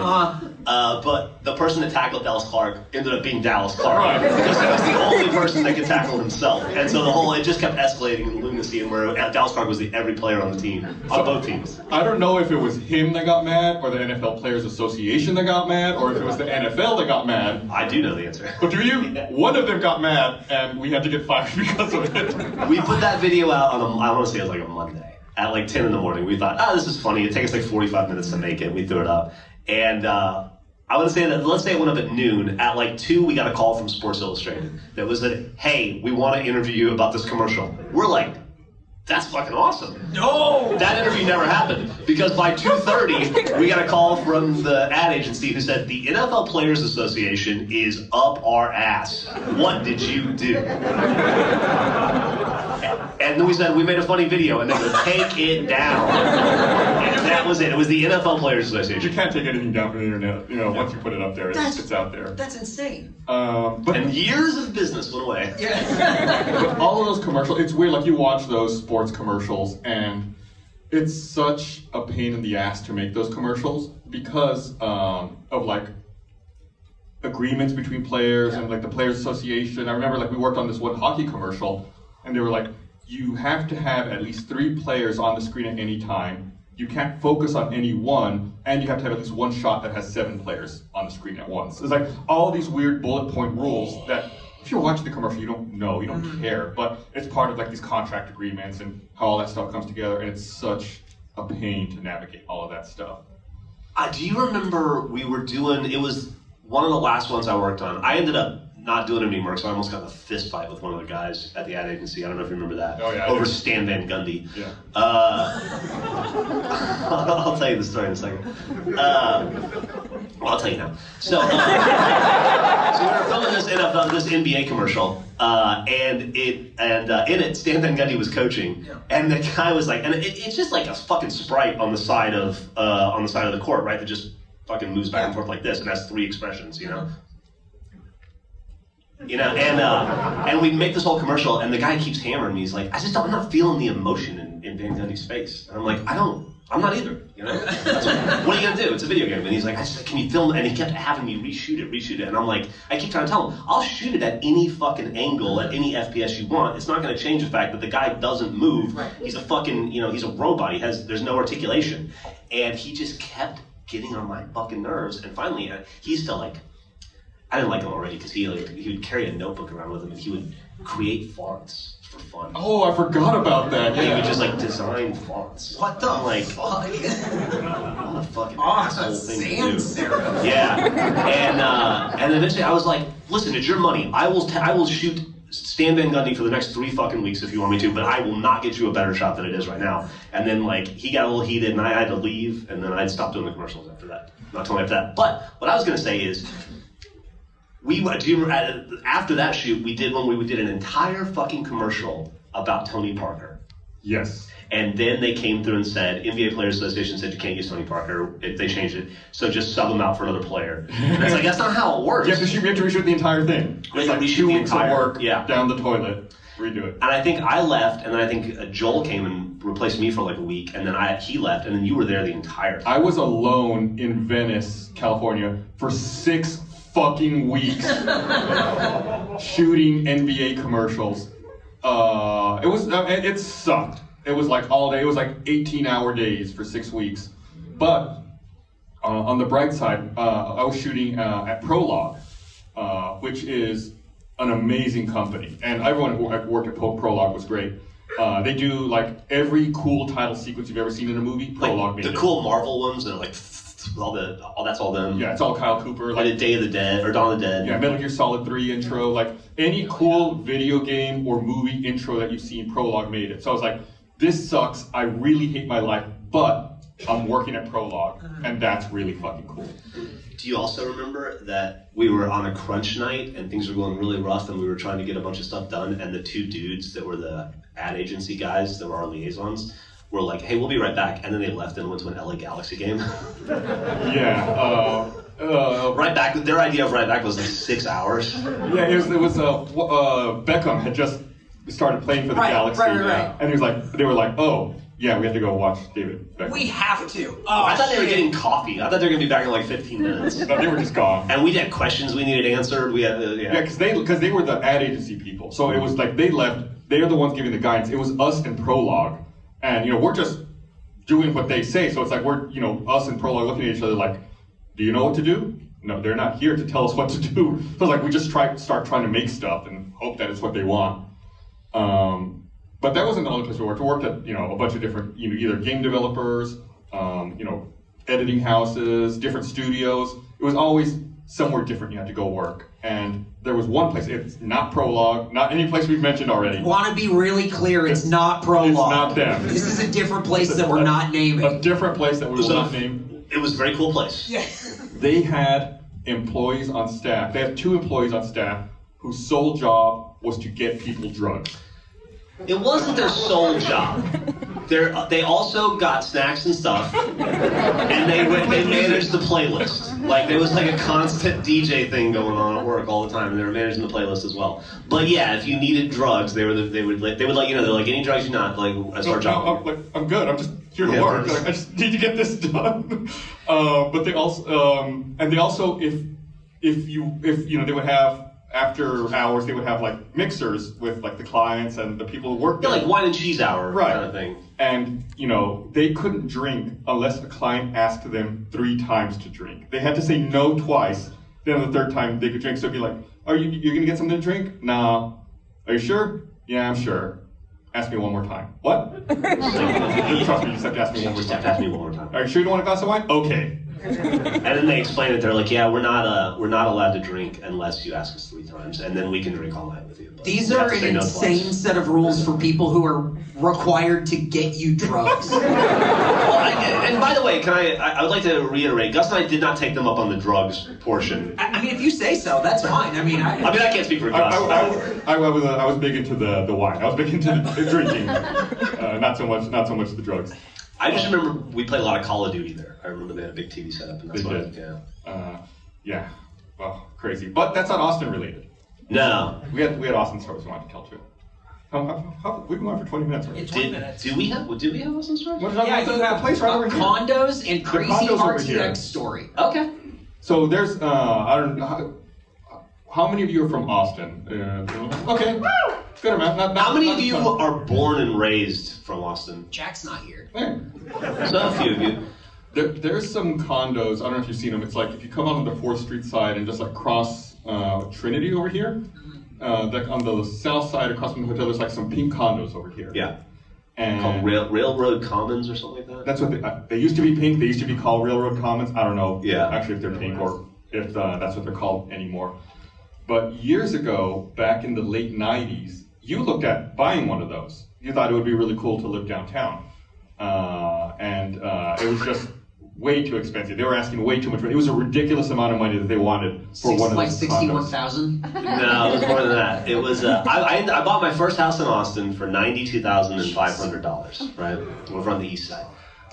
You can't buy a driveway for that in Austin now. And it was between the house that I could afford and my pie in the sky dream 1-bedroom, 2-bedroom condo actually at there. But it was $130,000, and I thought, that's ridiculous. Yeah, I'm not a millionaire. Now the idea of buying a condo in downtown Austin for $130,000 is like, I should have sold more blood or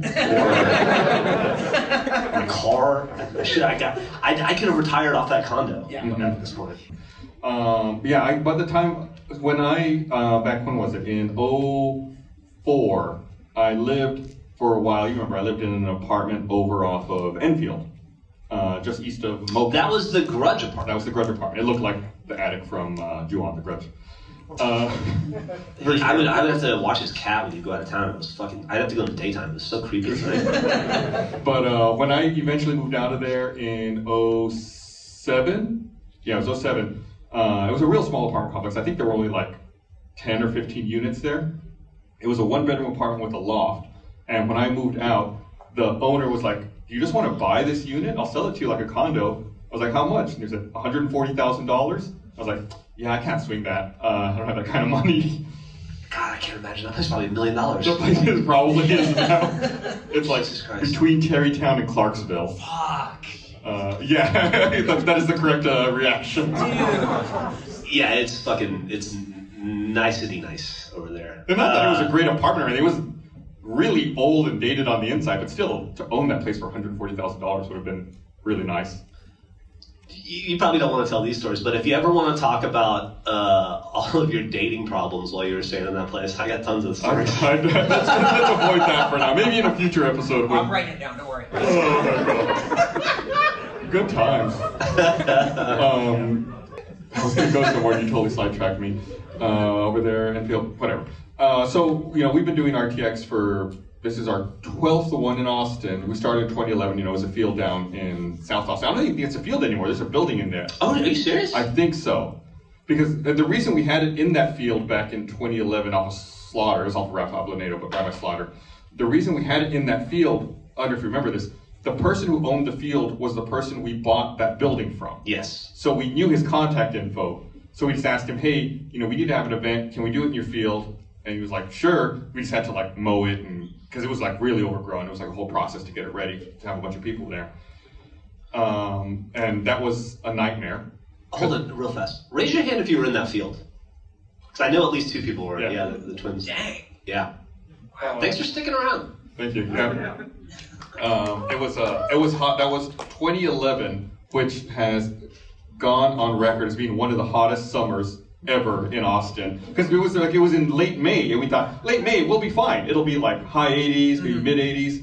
But we moved to the convention center in 2012, and I remember when that's back when I was one of the people organizing the event, and the reason we had RTX July 4th was July 4th was the only weekend when there wasn't an event at the convention center because it's so hot, and different world. People didn't want to come to Austin in the summer because it was too hot.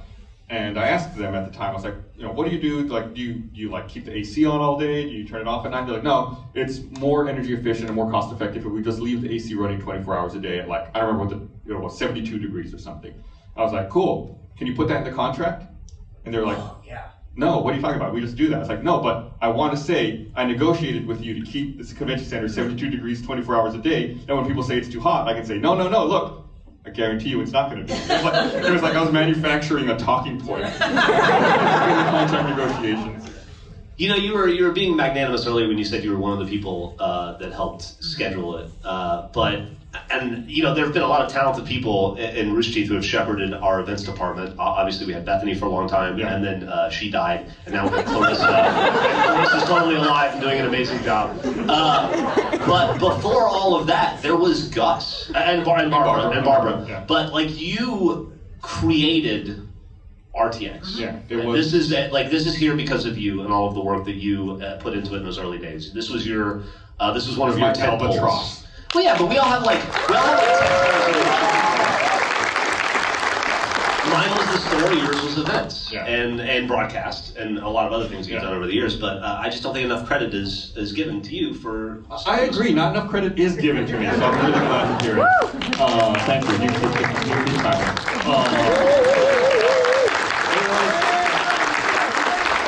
It was an enormous source of stress. Thank you, I appreciate that. And sleepless nights, to the point where I would be so stressed I couldn't sleep that when I finally did sleep, I would wake up at 4:30 in the morning and be I gotta write something down. I would have to keep pen and paper by my bed, be things that I need to do when the sun comes up. But I helped plan it for a few years, and one of the most stressful events, I think it was back in 2015, when we had to evacuate the convention center in the middle of RTX. So this is the story he told me I didn't know. Yeah, and I think lots of people don't know the real story behind that. I think the official story we had told everyone was that someone pulled a fire alarm, which is bullshit. What really happened was, so I was on the show floor, since I was one of the planners, I had a walkie-talkie, and I got summoned by convention center security, and we sat down in a room, and they were like, listen, we have this ongoing threat. Initially, someone called earlier today. They said they hidden a bomb in the convention center, and they're going to detonate it. And they said, if you look back on the news in 2015, there was a group of people who would extort events. They would call in fake bomb threats and then try to get the events to pay them $30,000 or $40,000 to quote unquote disarm the bomb.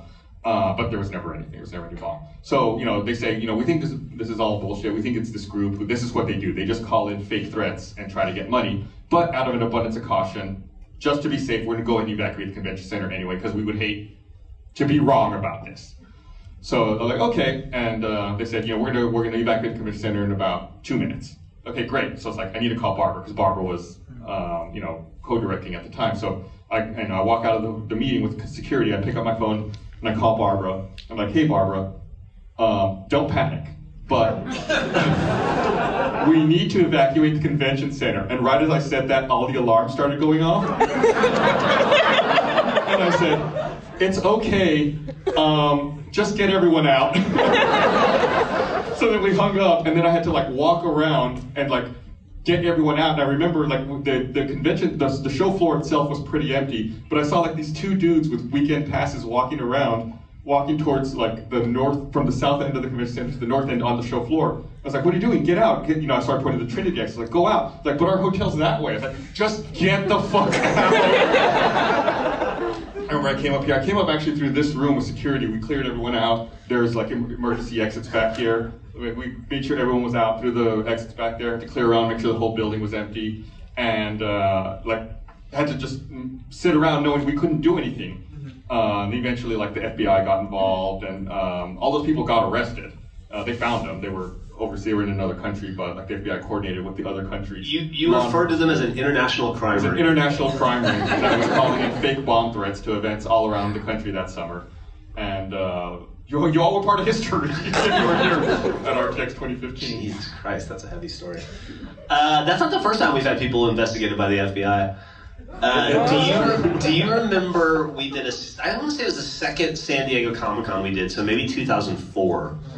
Oh, yeah. Somebody came up to us, we're selling probably season 1 and season 2 DVDs at this point of Red vs. Blue and some t-shirts, and that's about it, right? It's pretty early on in the company.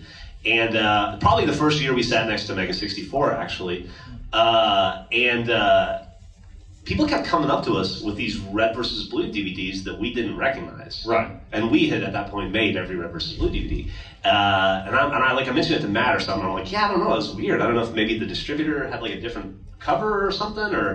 And he's like, no, that doesn't make any sense. And so the next one came through, I showed it to Matt, I'm like, yeah, this is what I'm talking about. And we're signing, and he looks at the kid, and he's like, where'd you get this? Where'd you buy this DVD from? And the kid goes, over, 5 miles over. 5 miles that way. And Matt goes, this is a bootleg.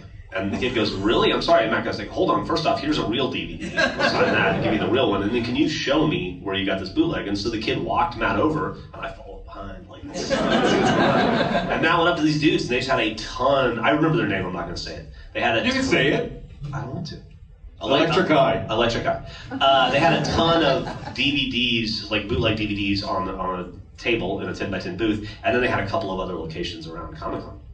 And Matt went up to him, and he grabbed their Red vs. Blue DVDs, and he's like, where'd you get these? And the guy's like, I don't know what you're talking about. And he's like, these are fucking bootleg. These I make the show. These are not real. And the guy's like, I don't know what you're talking about. And Matt's like, okay, first off, you're not going to sell these anymore. And the guy's like, I'll do whatever I want. And Matt goes, you're not selling these. And he took the Red vs. Blue DVDs, and he's like, these are fucking mine. You're not selling these anymore. And the guy goes, you can't do that. And Matt goes, I'll do whatever the fuck I want to. You're selling my bootleg DVDs. And Matt and the guy got into it, and Matt took his fucking table and flipped it over. Hell yeah.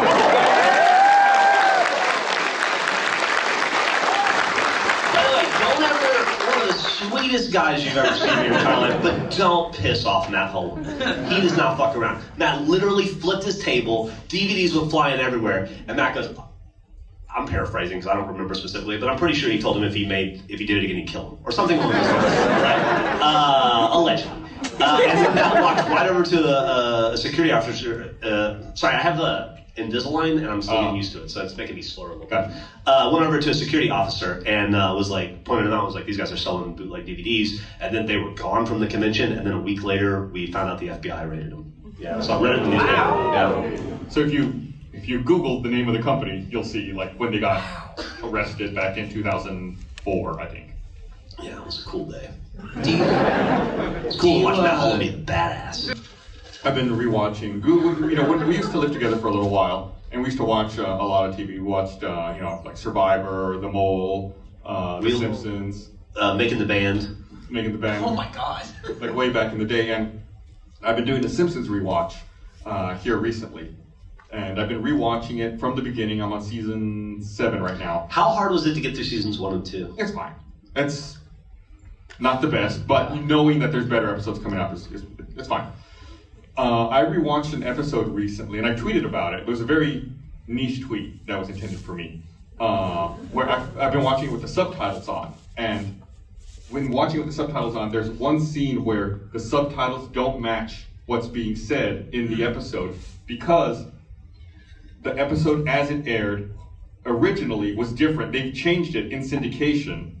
Then, now that it's available on streaming, they changed it back to the original version. So the audio in the episode is the original version, but the subtitles are the edited, changed version. It's just like one scene in season 6 or something, where it's like the subtitles don't match what's being said because they were the other version. What is it? Remember the episode where Bart, Lisa, and Maggie get taken away from Homer and Marge, and they have to live in foster care with the Flanders? Early in that episode, the Bart and Lisa get lice, and the way they get lice is because Bart's hanging out with Milhouse, and Milhouse found a monkey in a basket that his parents built. Right. And the way the episode aired originally was Milhouse says, "We found this monkey in a basket my parents bought at Pier 1. Pier 1 didn't like that." So in syndication, the line got changed to, "We found this monkey in a basket my parents bought at Trader Pete's." But Pier 1 doesn't exist anymore. Yep. So now they can go back to that. Now the streaming version says Pier 1, but the subtitles still say Trader Pete's. Yeah, right, take it to Pier 1. I was like, I tweeted a screenshot of that, and I was like, this is for me. Like, I know there's like 5 people in the world who might appreciate this small gap in like 36 seasons of The Simpsons. I love that somebody had to make that conscious decision to put the original audio back in. Yeah. You know, like somebody remembered and was like, I'm finally fixing that wrong.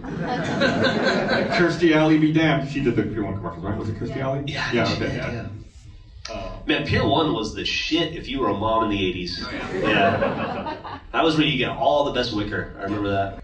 I've only been there to work an event at the Anaheim Convention Center once, and I think it was Anime Expo in 2006. I think I went there. And I don't remember anything about that event except for one day. You know, those are long days when you're working an event. One day at the end of the event, everything had closed down. I was leaving, and I was walking down the street from the convention center back to my hotel, which was like a little down the street. And I was stopped at an intersection waiting to cross because it was a do not walk for me. And as I'm standing there waiting, this Ford Mustang comes speeding down the street, slows down in front of me. Something flies out of the window, and then it speeds off, and I look around, and I'm like, oh, they were throwing eggs at me. Like, yeah, these like, but I survived high school. They missed. Every single one of them missed. There were like 4 or 5 broken eggs on the sidewalk all around me. I was like, well, that would have sucked. I'm glad they missed. Dude, you know what that reminds me of? When we were at that, to take this back a little bit, when we were working at that post house in California that we were just, the drug one, that we were discussing, I don't know if you remember, but there was a little restaurant that we would walk to for breakfast, and they would make croque monsieur. Yeah. Remember, we would eat those a lot. They were really good there. And on the way one day, you saw a guy get hit by a car and die. What? That story, the way you just told that was insane, man. Delicious breakfast. I was trying to jog his memory. That's what I remember about it. There are, on that street, I've seen 2 different people get hit by cars and die on that street. Within like, not at the same spot, within like 4 or 5 blocks of each other. Yeah. Yeah, I don't know what it is about that street, but I remember this, not that time, some like other people went out to try to help him and called 911, but the second time I saw that happen, I called 911, and I was like, hey, I'm out here at this intersection, someone just got hit by a car. They're like, where are you? Like, I'm at the intersection of, whatever and whatever. I know where I am. Like, where is that? Like, I'm the intersection of this and that in this city of LA, this like particular neighborhood. They're like, can you be more specific? Where are you? Like, I told you the exact intersection where I am. How do you not know where I'm calling from? In the end, it didn't matter. The person was dead anyway. I've never had a croque monsieur until we ate it. I remember getting excited about eating those. And I remember we would come back, I'd be like, oh, I can go to that croque monsieur place. I have another trip to LA. Sometimes when we would do these commercials. We did them for many years. We would sometimes it would go really smooth. Like we talked about some of the bad ones here, like where it was like I split 6 weeks, replacing Tony Parker in a commercial or whatever. Yeah. But sometimes they went really well. And I remember one time you and I had to work on a commercial for an arena football game, which I didn't know they made arena football games. And we went up there and we banged it out in one day. We did that in Portland, actually. Yeah, we flew out to Portland. We landed like the first flight of the morning. We filmed it for like 4 hours. And they're like, great, you got it. And then we got back on like the last flight out of Portland back to Austin that evening. Yeah. We didn't even have to spend the night there. But I remember sometimes on those trips, I ate Indian food for the first time at that place. That's right. Yeah, I fell in love with it. They would cater food in, and you could eat there. It was excellent food too. I remember sometimes we'd be going up on those trips, and on the plane on the way there, if it was like me and Geoff, we'd sit down. We were sitting next to each other on the plane, and we'd be like, "Who's going to be good cop and who's going to be bad cop on this trip?" Because inevitably, it's like you get there. And they'll ask you to do something, and it's one person's job to say, no, that's impossible. Yeah. We can't do it. What you want, we cannot do. It's impossible. And it's the other person's job to be like, well, maybe we can make it work. Like maybe if we can massage it and try to get something close to what you're talking about. We made Scotty from Star Trek it, yeah. Who was typically the bad cop? We would trade, because it was fun. Yeah. Yeah, no, I figured when it's two bad cops, I figured you would both be like into it. I fucking hated a lot of those people too, so it was pretty easy to be bad cop. Yeah. But some of them were cool. Like Some were very cool. There was one guy we worked with. Well, like one of the first. It was always a different producer, different people we worked with. And I remember we were up in Portland filming this one commercial, and we had a little bit of downtime. And I made a joke about Freedom Rock. I was like, "Turn it up! It's Freedom Rock!" And the producer we were working with at that agency was like, "Oh, you remember that commercial?" He's like, "That was my first job in the ad business. Was I produced the Freedom Rock commercial way back when." I was like, "Yeah, man." I was like, "Of course, that's like an iconic commercial. How would you not know that?" Do you also remember that one of those trips up to Portland, they tried to hire Jason from us, in front of us? Yeah. And I remember being like, first off, fuck you, but secondly, like, what's wrong with Gus and I? Yeah. Like, we're great. Listen, Jason's good, but we're fucking killing it here. Yeah. Why do you want to hire him?